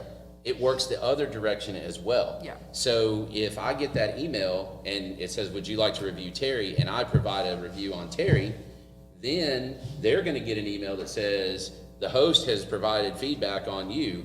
Well, that's gonna eat them alive. So I'd say at this point, I'm probably 98% of all of my stays get a review, because if I don't get a review from them within a couple days, I fill out the review on them, and now curiosity killed the cat. They're always gonna go and fill out that review just so they can see what I said about them. Oh, that's awesome, isn't it? Yeah, and they wanna see what they said. Did you hear what Jonathan said? He's gotten 2 people banned from the Airbnb platform, which means they did not get good reviews on more than one occasion. One of them, I don't want to go into all the details, but they trashed my historic home. So they could never stay in an Airbnb property. They're banned. Yep, and they'd gotten like 6 other reviews, and they were all like middle of the road. One of them wasn't great. One of them was pretty good. And if I could have figured out how to give them 0 stars, I would have. I mean, Okay. they were awful. So I have pets, and you know, my kids say I love my pet more than them. It's questionable some days, right, John? How many dogs do y'all have? 4 dogs, and how many kids? 4. You just think through that. So pet, thank you for sharing, because I didn't even realize that. Pet friendly, are you guys pet friendly? On the Houses are. yeah, the homes, yes, but the condos, No. no. Okay, do they pay an additional fee? For the homes, yes, Non-refundable? yes. Yeah, and the thing about the pet fees is, you know, people say, why is it, we charge $150 for a pet fee. But That's cheap. it is, I it's pay cheap. that any day for Oliver. But we I have might to, leave Charlie we have at to home, but I'm replace paying that rugs. I mean, the thing is, it's, you know, sometimes there's more cleaning involved. We'll get pictures from our housekeeping saying, you know, there's a dog here all over the place. But yeah, we've had to replace rugs. We've had to replace pieces of trim. You know, dogs Yeah. have ripped trim off the wall and chewed on it, and scratches on the door, repainting things. So it's like a constant maintenance with pets. But Do you yeah, get a they're lot pet of friendly. requests for pets? Yeah, oh yeah. Yeah. Because Yeah, neither of a my lot. properties, one, the condo doesn't allow pets except for owner Right. pets. That's how our condos are. And then the house, we just chose not to because it's expensive. Yeah. But I feel like it does hurt our bookings, because so many people Mm-hmm. nowadays travel with their pets. What about you guys, Thomas? We do, but it's probably about 50-50. Some houses we don't, some we do. There's only one that is out there that we allow pets, it's pet friendly. The other ones that we allow, it's just, If they ask. yeah, if they ask, We'll and allow it. we have very specific rules, because Breed, size, that kind of breed, thing? size, I mean, they have to have had their, like, vaccinations, they have to be, So you know, they they have can't to- be, They have to get you the vet records. yeah, we're loose on it. I mean, we say that because then if somebody tells us, oh, you know, no, they're not, or whatever. Yeah. We have the rules out there, but I don't require them to, you know, I'm gonna trust their word. Okay. I'm not, you know, super hardcore, but, you know, we have to know that they're not gonna destroy the house and chew on the furniture and, things like that. Yeah. So, And then I think there's sort of a standard practice, if you will, of what breeds and sizes people don't accept, FYI. Jonathan, what about you? Absolutely not. No pets? Nope. Okay. But it doesn't affect your occupancy, you said? I wouldn't care if it did, Okay. because yeah, I don't want Yeah. to. I mean, think about this: if you're the next guest and you have an allergy, right, and you can vacuum the ever-loving crap out of that sofa, and it just doesn't matter. So, nope. Do you find that you have a problem with people who say their animal is a service pet and they buy the Amazon red harness and leash that says "Do not pet"? Do you have that? I've For those who only don't- I've run into it twice, and I've asked them for, because they have documentation. but I've you're asked not them- allowed to ask for it. You're not allowed to. Oh, Legally, well. you can't ask for it. I know. I did anyway, and guess That's the what? thing, you're not They moved supposed on to. and went to a different place and Yeah. they didn't book. So Which it means was, that it wasn't, you know, They were. I wasn't worried about it. Yeah. Yeah. Yeah, you there's can a- ask there's a 3 lot of questions. Sticky things regarding Yeah. the service dog thing. Yeah, and it got really sticky when Airbnb changed their regulations, but because, I mean, they don't have to disclose it, they don't even have to disclose that they have Service animal. a service animal. And Not a it, but pet. if it's emotional support animal, you don't have to accept them, because they are a pet, they're not a Right. service animal. Yeah, those are two different, make Yeah. sure service and emotional support are two different. But if they say they have a service animal, you have 3 questions you can ask them, and that is all you can ask. And if they lie to you, then that's just gonna have to be on them. Yeah. And you have to, So what are the 3 questions? 'Cause I've been what is breaking the law, their, apparently. what is their service that they perform?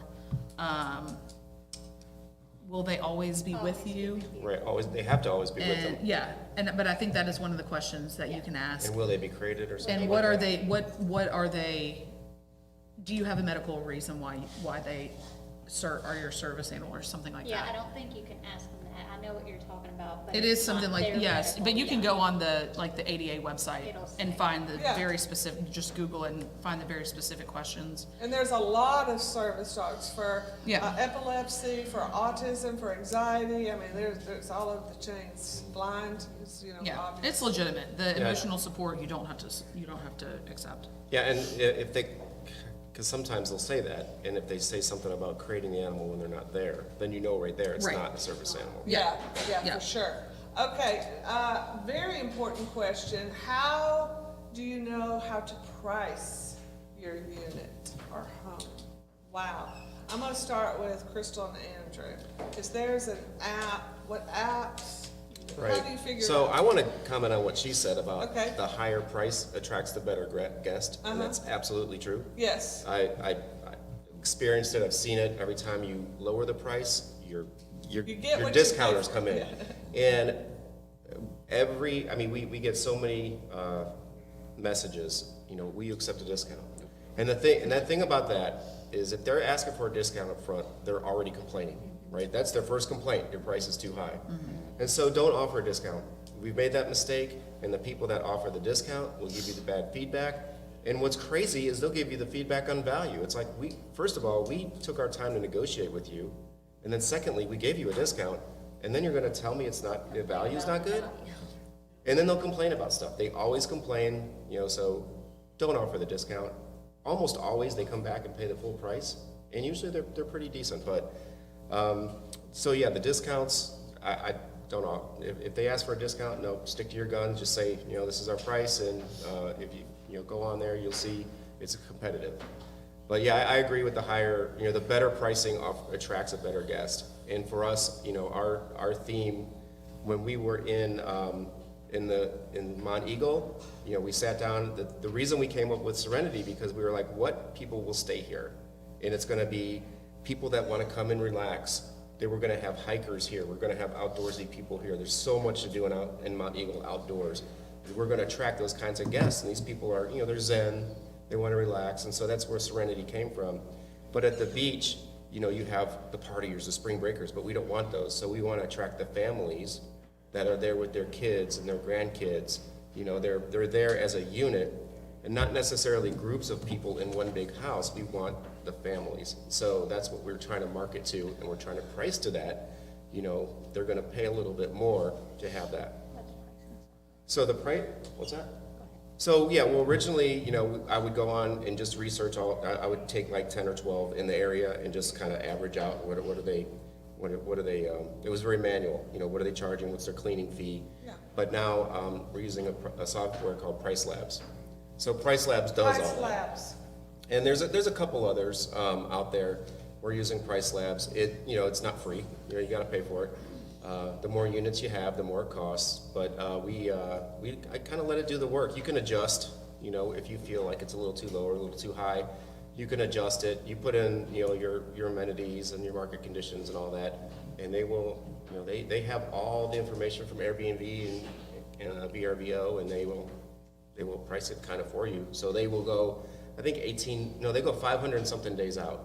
And so they will, every day, they will adjust your prices for you, as market conditions change. With the events. The events, yeah. Yeah. Yeah, they put in a new event thing, and they keep up with events. Yep. And you can manually put in events too. But you do, every now and again, want to go into your platforms and alter your prices manually because it works with the algorithms and it places your property up higher. Well, yeah, if it's constantly changing prices, then they look at that you're involved in there. But So that's what we're doing now. Crystal and Andrew are very involved in their pricing. They're very eyes on the prize with that. This is not set it, let's see how the year goes. Yeah. This is an ongoing thing. What do you guys use for pricing? Yours is a little easier because it's local. Yeah, we just look at the homes Competition. around us and try to price it accordingly, and then we factor in all the events, and we do that manually. We don't use any third-party software. Do you get the chamber calendar? I do, yeah, we look at the chamber calendar, Yeah. and then like sports events, MTSU. The big ones are, Bonnaroo and Renaissance Festival and graduation and those. We will adjust every home and up the prices, Yeah. but Mary does all that. And there's not much deviation. The events are pretty much repetitious each year, aren't they? There's not a lot of new events injected, I found. They're kind of all the same. Yeah. And they're all about the same time. So Yeah. And it's definitely more work to do it on this end, and we've looked into like price labs, and I think Housing is one, and there's all different, there's like so many different softwares out there. There's kind of like your core, maybe 3 to 5.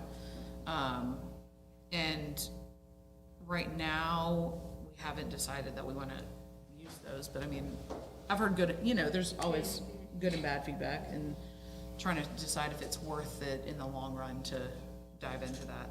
So. Are there any other apps, I'm gonna get to you in a second, Jonathan, that you guys use to help you manage in multiple ways, whether it's pricing, maintenance, keeping up with maintenance? We just signed up with uplisting. Yeah, we uplisting to manage communications, because we automated some of the communications, and uplistings has a direct booking platform that we use. But like you said, there's a dozen of them out there that, Yeah. There's Owner Res and Housey, and there's so many. Housey, Housey, and Owner Res, REZ? Yeah, REZ, Yeah. Owner REZ. Yeah. And yeah, there's a bunch of those out there. As far as maintenance goes, we don't have anything automated. I've got Like an lists. Excel When you spreadsheet? go do maintenance on ones. on the I ones have, we yeah, I manage. actually have, and this is from my corporate quality world, but I have this app called, it used to be called iAuditor, but now it's called Safety Culture, but I have like an inspection list that I made on that. And it's actually an audit form that we use in our plants.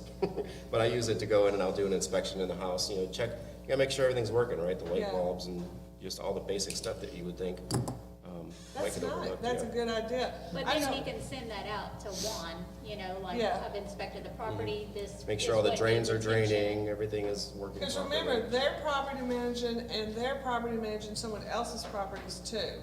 So send that. I know with our beach house, it is my husband, it's called Mural Manor on Ponce, because it's on Ponce de Leon in Gulf Shores. It's actually on Fort Morgan.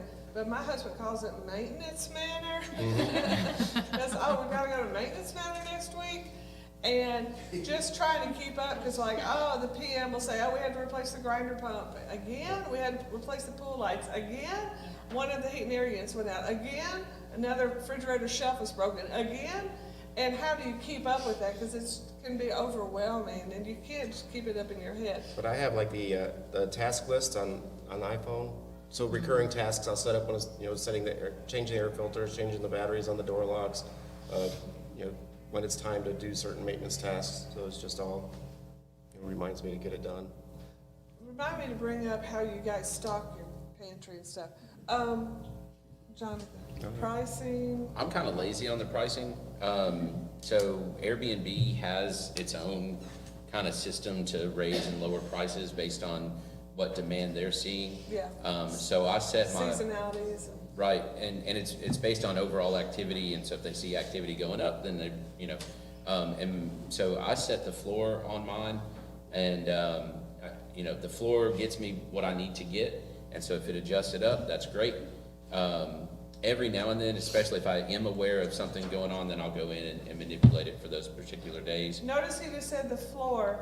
If you're going like through Airbnb, you gotta give them a floor price and a price you will not go below before you'll just leave it empty.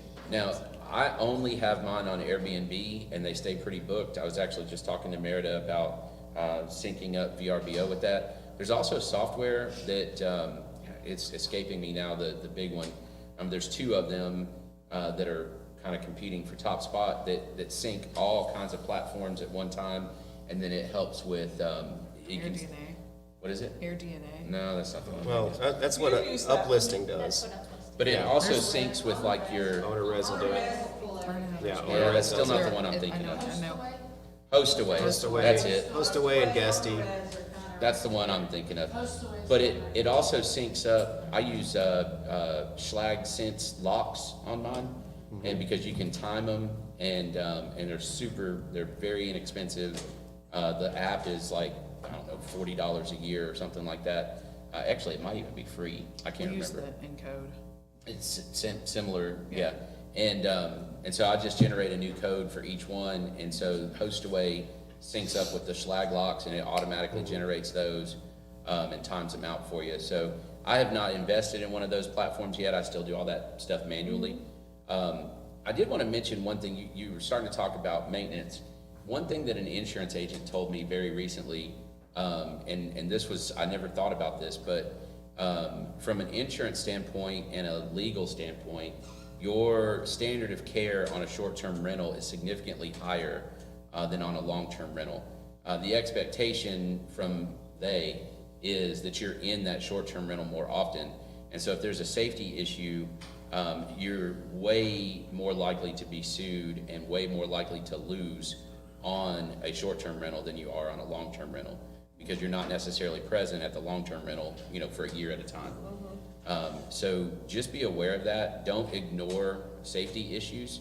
The one that we get, both of my units are upstairs. And so if it's snow and ice, by God, you better be there that morning clearing the snow and ice off of the stairs. Because you got a guest that takes a tumble, you're essentially hospitality. You're not a landlord at that point. That's a great point. And also, that reminded me, except for in Jonathan's case, he's doing a walk-by, but do drive-bys by your property or properties. Just random. Not the Dr. Dre type of drive-by. No.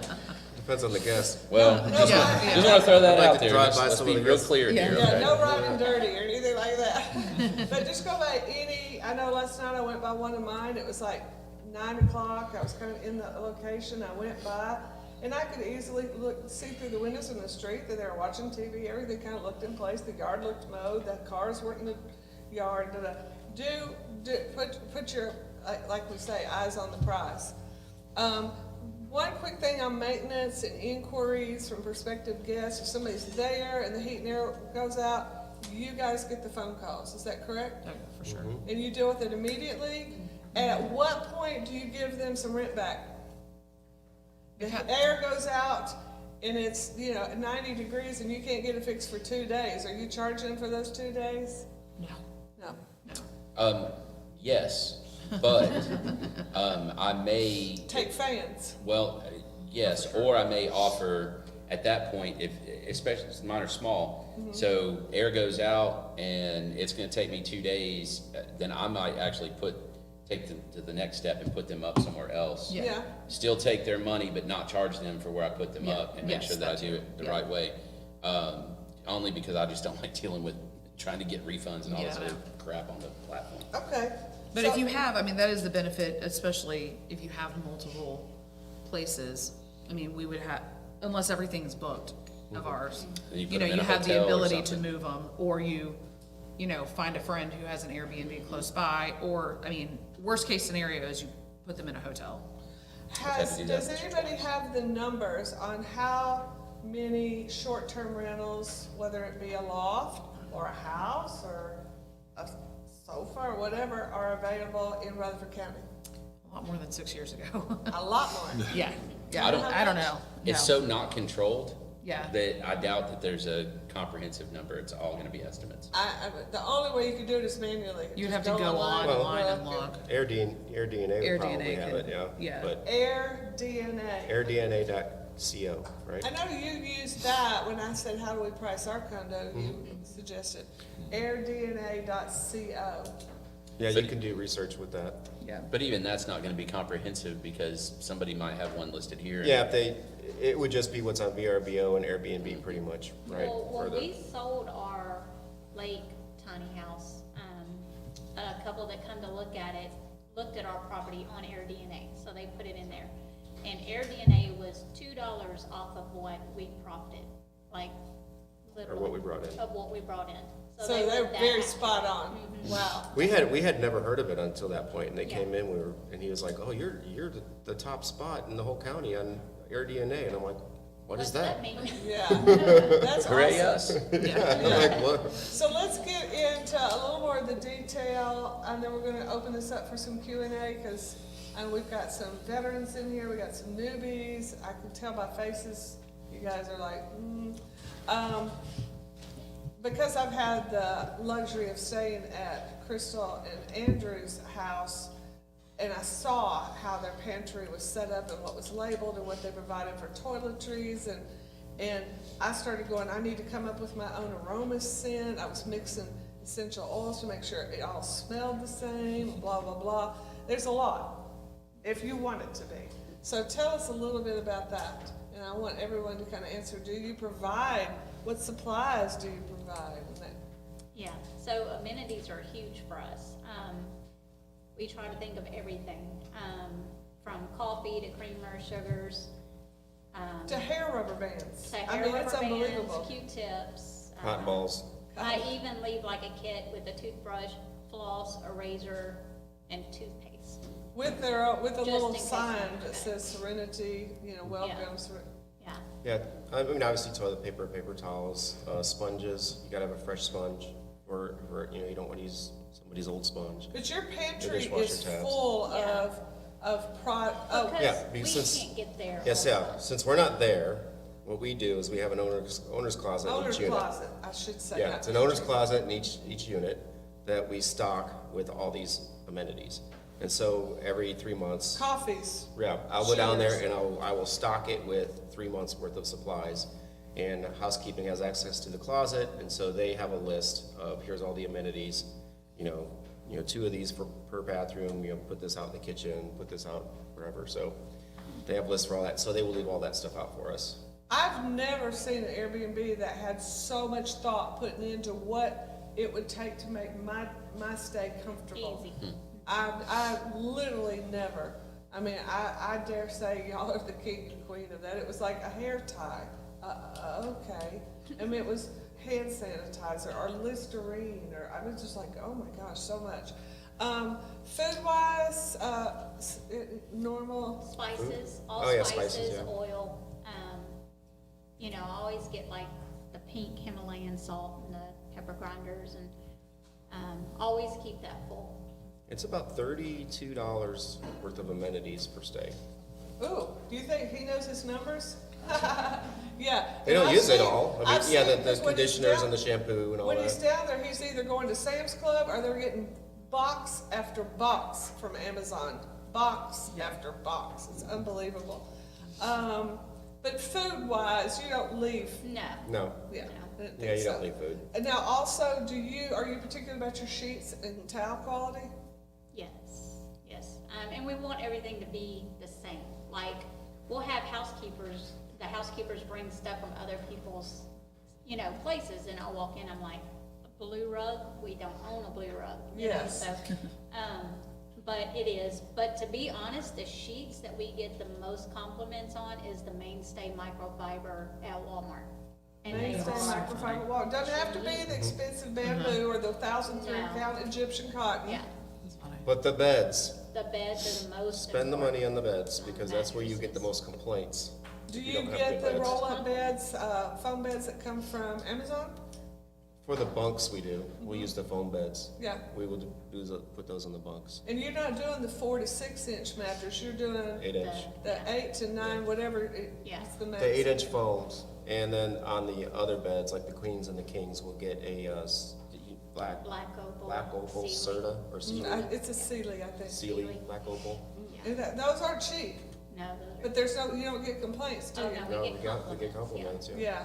Matter of fact, the bed I'm sleeping on and the mattress I bought for the lake house, I stayed in a condo in Gulf Shores one year and I slept on this bed and I was like, I mean, we all know what a bad bed sleep is like, non-sleep, right? And I was like, geez, what is this? I'm flipping it up, taking pictures of the label, came straight home, ordered those mattresses. I'm like, wow. Yeah. Thomas and Meredith, tell us how you feel about spices and sugar or whatever, coffees or whatever. Very similar. We have an owner's closet in every house. One of our houses had a 30 by 50 like building out back, so that's like our Sam's Club. Is that Kenneth? Murphy. Murphy too, Oh. the Babe Cave. Okay. Yeah. So I'll go to Sam's Club once every couple of weeks or once a month and stock that building.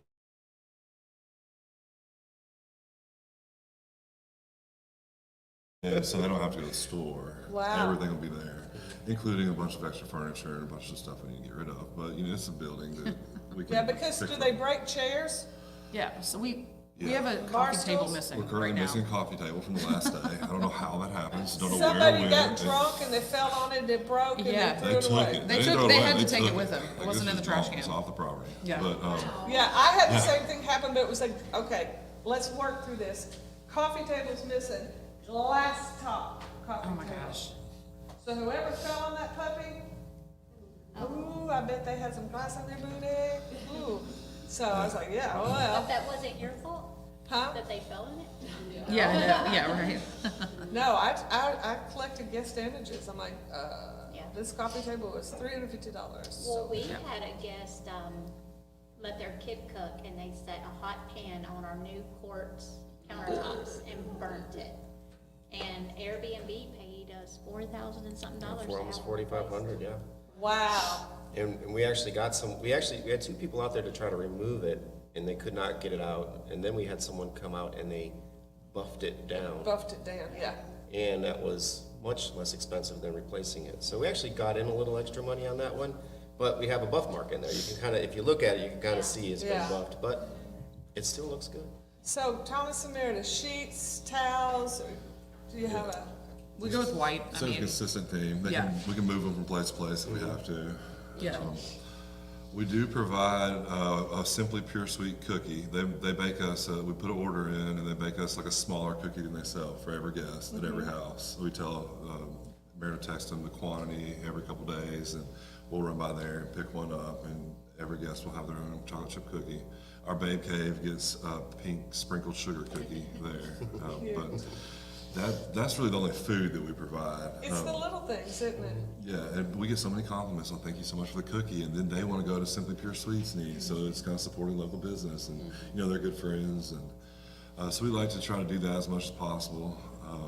Just basic spices, that sort of thing. No real food. Do you either, okay, let me you answer that question, I'm gonna get back to a question.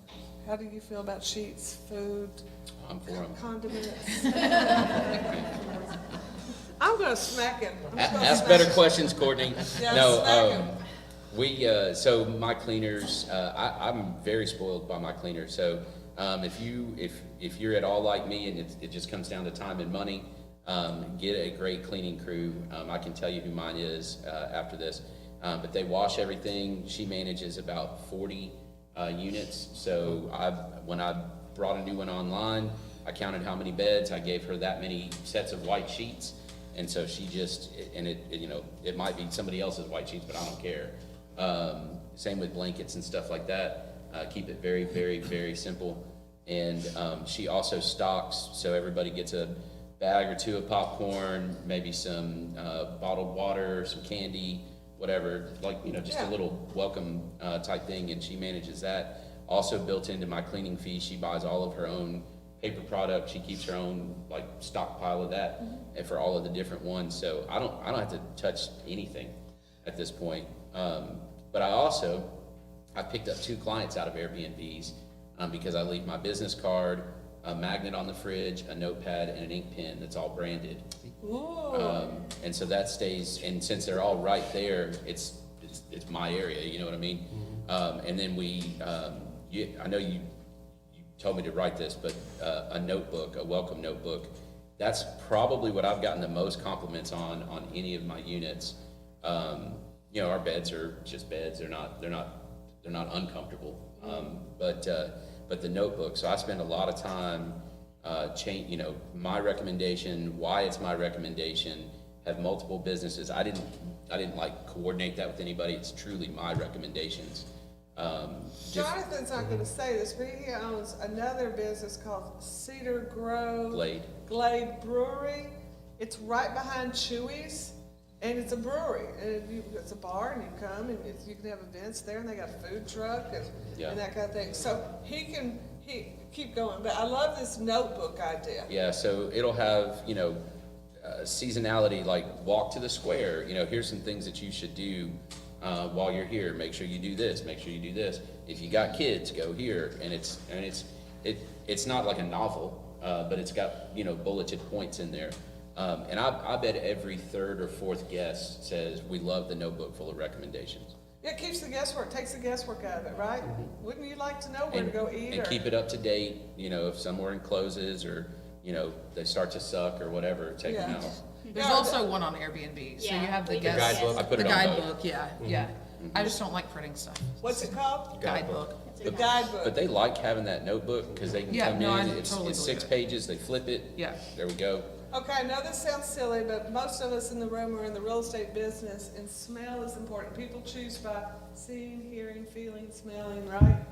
And so I'm real particular about how my listings smell and my I want no Airbnb smell. Yeah. You want no I smell? want no What is that? smell. Okay. And so like, even the soaps and all of that stuff, everything, smell, I want no- no smell. Okay. I What want do it you totally guys? neutral. Each property has its own scent, and that was huge. Like when we started with the tiny house, it was coconut pie, coconut cream pie. They use wallflowers, Yeah. which is a Bath and Body Yeah. Works. Yeah, and so we would get tons. Now, there are people that will write you and ask if there are scents, can you take them out? And we do, you know? Okay. So if they request it, we will remove the scents, have housekeeping, open the windows, air it out, whatever. But we've probably gotten 2 of those in 5 years. Okay, so different So, approach. but, yeah, Sense, no sense, no sense. Yeah. Just FYI. Okay, wow, we only have 15 minutes left. I told y'all it would fly by. Thomas told me walking the door, he said, this is not my vibe, I don't do this. I said, well, you're doing it from 9 to 11. So thank you. You've done great. Jonathan, on the other hand, has no problem talking. All right, so, Annette, I would like to hear from you first, because obviously you're seasoned with this. You have, how many Airbnbs do you have? I own 5 in Panama City Beach, and I've had, or not 5, I've owned 3 for 5 years. 3 for 5 years. And how did you end up there? Just where you vacation? There all the time, and we bought our first one, my parents passed, the estate, I got a lump sum that we've been Yeah. saving, so I just bought one, and another one came up, 615, we had to buy it. It's the number of- Yeah. We call it 615 at the beach. Oh, that's good. So, you know, we bought that one, and then the one right next door to my other one came available, and, you know, location. I paid more than I should have, but I got it anyway. So I have 3, they're all on the same floor, right together. I can sleep 25 people Oh, wow. between the 3. That's So, oh wow, that's a perk. Yeah. Right. And I do rent to families that stay. I have a family down there now, it's the 4th time they've stayed. They're there right now. So, And I they want, keep going to my bigger units because the family keeps growing. so I love what you just said. You guys you can sleep with 5 properties. I mean, you can sleep a large group of people are in town for a wedding, yeah. you know, or a funeral, Yeah. or whatever. We have to have beach weddings and stuff, and our complex that we're in has places they can have the receptions at. We can actually have weddings on our property that we have, so, Tell everybody the names of your places so they can Google if they want to stay there. one of my. 615 at the beach. Masterson Rentals, I'm real wonderful, I'm big name. My first one is called The Sea Shed, the Sea Shed, SEA. The other one is called 615 at the beach, and the other one is called the best trip ever. A Masterson Rentals is MASTERSEN.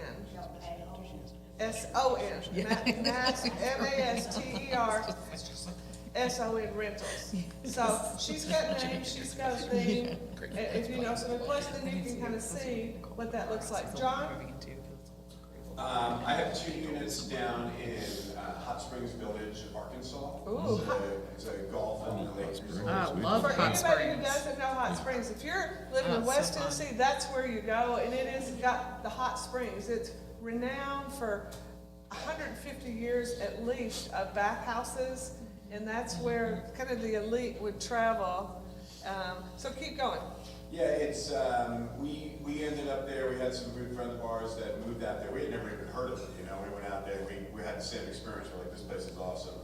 One townhome became available, it was half of a duplex, and when the other one came available, we quickly grabbed that one up, you know, too, so. And that one was already, they both were already existing Airbnbs, so we bought them Wow. with completely furnished. Oh, that's nice. And, you know, my wife is an interior designer, so she's had a lot of fun, you know, playing with it, and they've been great. One, like, you know, kind of off-the-wall question is for you guys, you know, my wife and I were having a discussion this morning. For your sinks and showers, liquid soap or bar soaps? No, liquid. Liquid, okay. And for shampoos, do you have little individual bottles, or do you have one big bottle?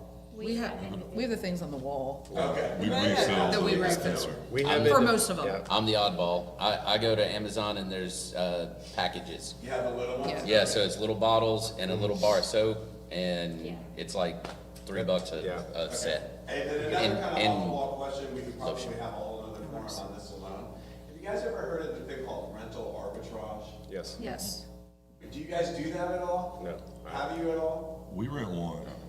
It's like where you rent someone, like you enter into a long-term rental with somebody, And then we Airbnb. but then you explain to them what you're gonna do, and you Airbnb out that unit. Yeah, we do We that rent one duplex here in Murfreesboro on Main Street. on Main Street. We rent we've that done it with duplex, others, and, too.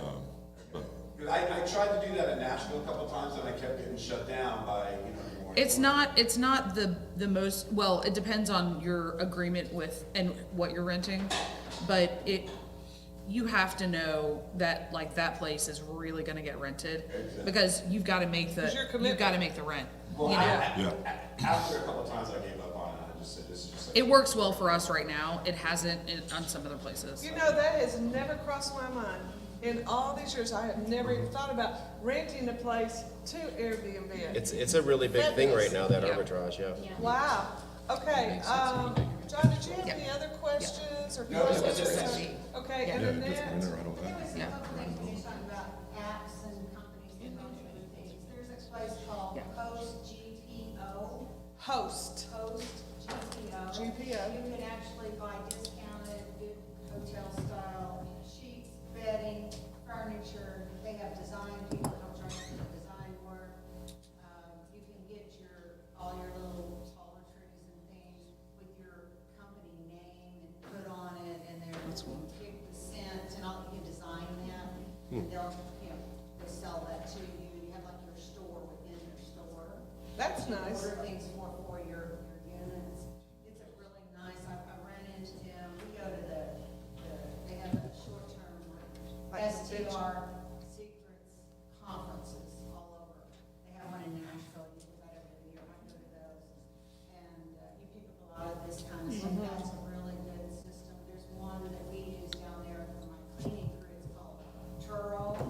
It's like turn with. Oh, yeah. Yeah, And it turn up. alerts my cleaning people when they come in, when they go out, it tells me if she started, it tells me if she's finished, it tells me if there's any problems, and it's all done on the software. And OwnerRez is part, you get OwnerRez, that's who we use, it has the price line, AirDNA. DNA, I knew it didn't sound right. And it also does my locks, it keeps my calendar from all the different platforms that I use. And that was called what? Toro? Oh, Toro is the cleaning. Yep. That's the Toro. cleaners, for the cleaners, but it works through, I use OwnerRez as my management of everything, and everything goes in there. And it's something that we do in Florida,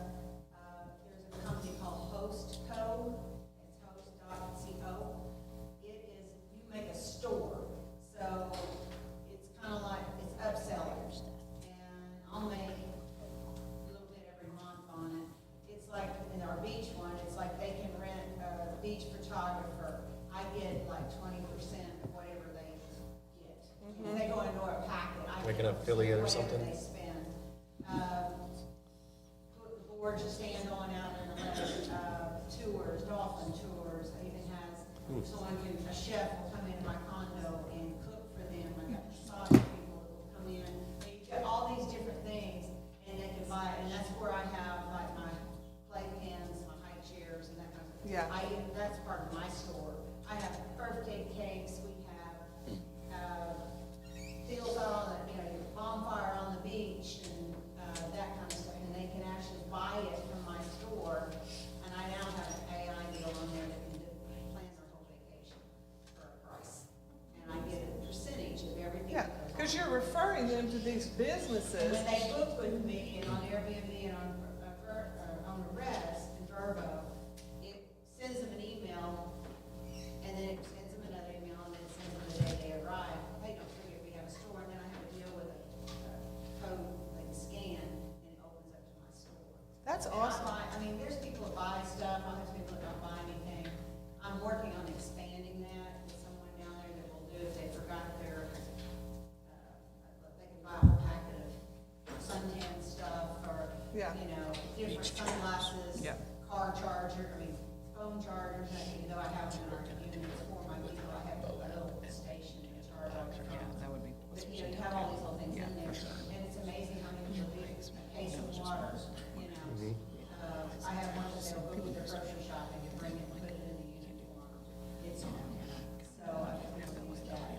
And I get, I think I get $75 for that, if they hire that person to go shop with them and bring it in, I get $75. Yeah, $75 is And it's a $75. service to them, so it gets kind of an upsell, it's called Host.co. And you build your own store. Yeah. But then they'll have like stores, like in Panama City, they have, you click in there, put your zip code in, it shows all the stores that are members of that. And if you see something you want that's not in there, you just shoot them an email and they'll go find one, or you can suggest a company and they'll put it in. They do check them and they do they do the taxes, and they send me, they just, when it comes in, at the end of the month, they just put it in my bank account. That's wonderful. I love that And they do idea. 1099 and give it a year, how much I made through them. Yeah, I love that idea. So with I'm gonna Airbnb, follow you up with that. send them, do you send that message? It's all through an auto, one of their auto, You send it through Airbnb? I can send it through Airbnb. I'm always worried about sending the websites through Airbnb, because they like to, Thank you, Annette, that's valuable. That's where you buy all your supplies and they help you design. If you want to theme a deal, they'll help you with the theme, they'll help you. And they're connected with Wayfair, and a few other companies are within that host GPO. And they actually help you. It's host GPO, is one of the supplies. And they give high quality. And the other one was host.co. Host Co, it's host CO. Oh, not host.co, host.co, Host was host.co. okay. And the other one is host GPO. Okay, got it. Angel, hold on a second. Yes, ma'am. Yes, being so close to NTSU, have you ever thought about renting to students? I No, don't. Students' No. parents that come in town. Yeah, for sure. Oh, yeah. Graduation, they have, but no, not. Now, I've had a couple of scenarios, and again, generally, people are good. I've had a couple of scenarios where mom has reached out and said, Junior can't move into their house until, 5 days from now or whatever, and mom rents Mom it for signs it, Junior, yeah. right? And I'm very clear with them, that's fine, but I live right across the yard, so they got an extra dad here watching, what I mean? Mom loves that. The Yeah. kid doesn't like, but mom loves that. Yeah. And also for traveling nurse, I hear or I read something online that you actually can rent per room or you rent the unit. I only rent units. Same. You Yeah. can't, you have the ability to do that. They have to be lockable room. There's regulations and stuff, lockable rooms and that kind of thing. We don't do it, but you have the ability to do that. You can have a 3-bedroom, okay, I need everybody to smile. Oh, yeah. You said can no have a squirming. 3-bedroom I know, and lock right? off the 3rd bedroom for the owner's closet. I lock off, instead of my pantry at the condo, I lock off a closet in what would be the kids' bunk room, because I use the closet, and then, shelf that. That's a side note when we're talking about that stuff. Angel? I'd like to ask a question for those of you that own beach properties.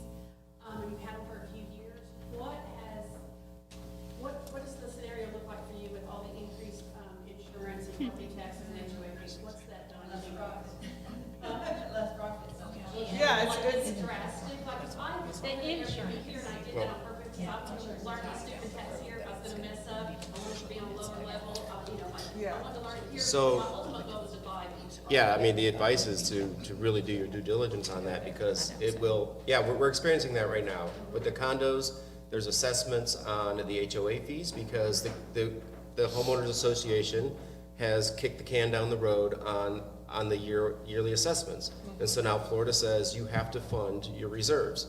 So now the current owners are stuck holding the bag on funding the reserves For of the obvious previous owners, reasons, yeah. that started, we don't have to bring So, up that tragedy, but. so there's that, so there's an assessment on the condos now, and then with the insurance, right, so there's what they call citizens insurance down there, that's the state-owned insurance. Well, we have that for the wind insurance on one of the houses, and so they are, going to increase up to 50% if you're not a resident of the home. So it's a non-resident Non-owner owner. occupied. Non-owner Yeah, occupied. and you gotta make sure, I was getting some quotes, because our beach house is $40,000 a year for insurance. Yeah. It was 25,000. It's expensive. We haven't had a storm, and we're right on the ocean, so, but they one quoted 30, and there was no wind. And I was like, we're on the ocean. Well, some have separate flooding policies too. Yeah. Yeah, if you're in, of course, same as here. flood Yeah, zone. and that's another thing that Citizens is changing, is it's gonna be mandatory flood insurance, even if you're not in a flood zone. Right, so, yeah, they're shopping around, and now a lot of the private insurers are leaving Florida, so, yeah, I mean, our insurance on the house is around 4,000 a year, it's not 40,000. Yeah, but you pray and believe that they'll insure, that we just want to make sure we stay insured, right? Yeah. And that's a big thing. Angel, did you have any more questions? One other question, on your reviews, like every peer reviews, do you all go and respond to every review, and what's your opinion about that? Only if it's really good, or really bad. Yeah, probably, yeah. One end or the other? Yeah. I'll kind of go through waves. Yeah, I'll Do really it. wait. Yeah. Yes, no? Yeah. Yeah. Well, now, if you're getting, as a realtor, when you're getting those reviews on Google or Realtor.com or wherever you focus on getting your reviews, Always make sure respond. you respond. Yeah. Always respond. Yes, ma'am.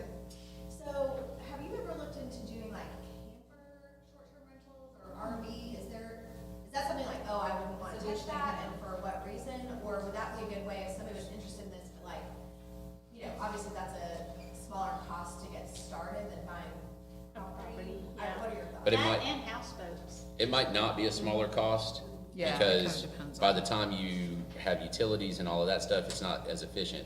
That being said, I own a bus, it's called the Hillbilly Hilton, and it's incredible. And I have a big You'll see empty it in lot. FTSU games. I have a big empty lot in between two of my rentals, and I have very seriously considered pouring a concrete pad and parking the Hilton there and renting that. I'm pretty sure the city would have an absolute conniption fit Yes. about it, Yeah. which is honestly more of a reason that I want to do it. I was gonna say, I think it's a great idea. Yeah. I've stayed in one. I stayed in one Yeah. in middle of nowhere, Alabama. It was awesome, and so yeah, I mean, it is popular, and I know this because one of my sons, his little side job, these 28-year-olds have these side jobs, is he moves RVs from place to place for people who rent them. So he drives them or he pulls them with his truck. It would be awesome. And not talking about just Bonnaroo, setting up for Bonnaroo or CMF or whatever. I'm talking about, he takes them to a site where they rent them for a long period of time. There are also some that have they've got their own, we rented one with when we had one, I don't remember, one boy. And they had like yurts and a camper and like this whole like campsite and stuff like that. So they created a property that housed all these different, things. Yes. And I would imagine that they've done pretty well, it's a completely different experience, obviously. When you're getting a camper, you're going for a different vibe than a house. My godchild, they bought a big motor home, I guess is a good way to put it, right? And they use it, but when they're not using it, they're renting it out. And she says they do real well with it, so it is something. Yes, sir. I have a question from the cash flow perspective. If you have a long-term property, if I want to change it to a short-term, do you expect to have more cash flow in a short-term property? Like, what are the benefits from jumping from long-term to short-term? Yeah, I Yeah. mean, you will. I mean, long-term is more consistent, so you know. Less you know, hassles. But less work. Less work. You get chunks of work, you know, like Yeah. before and after people are renting. But, But theoretically, yes, Yeah. you should have more cash flow, If you do it right. yes. Yeah. But then, remember, you own two resources, you own time and you own money. And so you're gonna trade your time for that extra money. yeah, Right. And time including the headache factor. It's not an instant like, okay, I'm gonna go up 15% or 20% my cash flow. You also gotta make sure people get there. Yeah, it's a personal choice, but you gotta do all these things we Yeah. talked about to make the magic happen. Yeah. It doesn't happen casually or by accident. Because you And- have to and I was- furnish it, you'll have to pay utilities, you have to pay for internet. Right. You have to start paying for all these things that you previously didn't have to pay for. I was extremely naive when I started it, and the reality is they are not the same. The long-term and the short-term rentals, they are two very different skill sets and two very different types of assets. Well, I mean, with long-term, like, you know, you're set with, you know, my mortgage is this, you know, so I'm gonna make $500, and that's good, if you make $500 a month.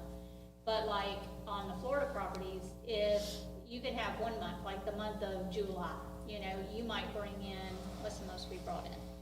Like in one of the properties. 25,000? So 25,000 in a month, you know, but sometimes you have to spread that out, because it's not gonna rent every day. Right. But it's a huge difference. My client Juan, who used to always do long-term, I mean, he's like kinda straying away from that and wanting to sell all of those, because, I mean, we sent him a check in March for 18,000. 18,000 just for 1 month, and that's his profit. I mean, well, he's gotta pay like So, lights and water. Yeah, that's his cut, so that's after housekeeping, Florida taxes, host fees, and then our commission. Yeah. That was his cut. So also remember convenience.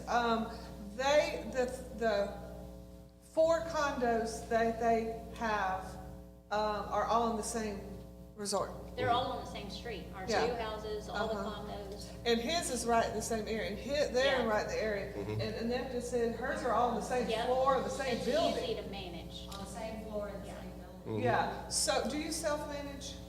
Yes. So, keep in mind, there's a convenience factor. If you start doing here, here, here, and here, like what I've got, and I don't have any extra, let's put it this way, what they just said, time is a valuable commodity, right? And- It's all we have, and I'm not gonna get my time, I don't want anybody to waste my time, nor would I waste yours. So I've gotta put that value on time, so I choose, you know, at this season of my life, I choose somebody else to handle that. I make less money, but my husband and I, like they, we have our goals every month. How much do we want to get from this income stream of rentals we have, right? And for us personally, it's simple. Every month, we want $15,000 from our income stream, not counting the big beach house, because that's a whole different monster. But $15,000 a month that's our goal. It's pretty simple. It's not rocket science. If you want to simplify the thought process between long-term and short-term, think about W-2 versus 1099. You can make way more money at 1099, but you can also make way like zero money at 1099, right? W-2, it's going to be steady, same paycheck every single month, right? Real quick, segregation. Talk about that real quick. Cost segregation? Cost segregation, they just did this. All right, so when you, you buy investment property, you depreciate it for 39 years. But you can, with cost segregation, you could advance some of that depreciation on some of the assets and the systems and stuff in your house that don't last 39 years. So you take that depreciation up front. So you pay somebody, it's $3,000 or $4,000 or so. In our case, we had $191,000 that we can deduct this year, and it will save us directly about $60-some thousand in taxes. Okay. But the Just on thing- one property. Yeah, but the thing is, you wanna stay there a certain amount of time, because if not, you have to. Oh yeah, you'll have to pay that How depreciation long do you back. have to stay in a house in Florida and live there to not pay No, you the don't more have- expensive taxes? Wait, what? Oh, you talking about homestead? I- 6 months or more? To live in. Because it's a cheaper tax rate. Yeah. For home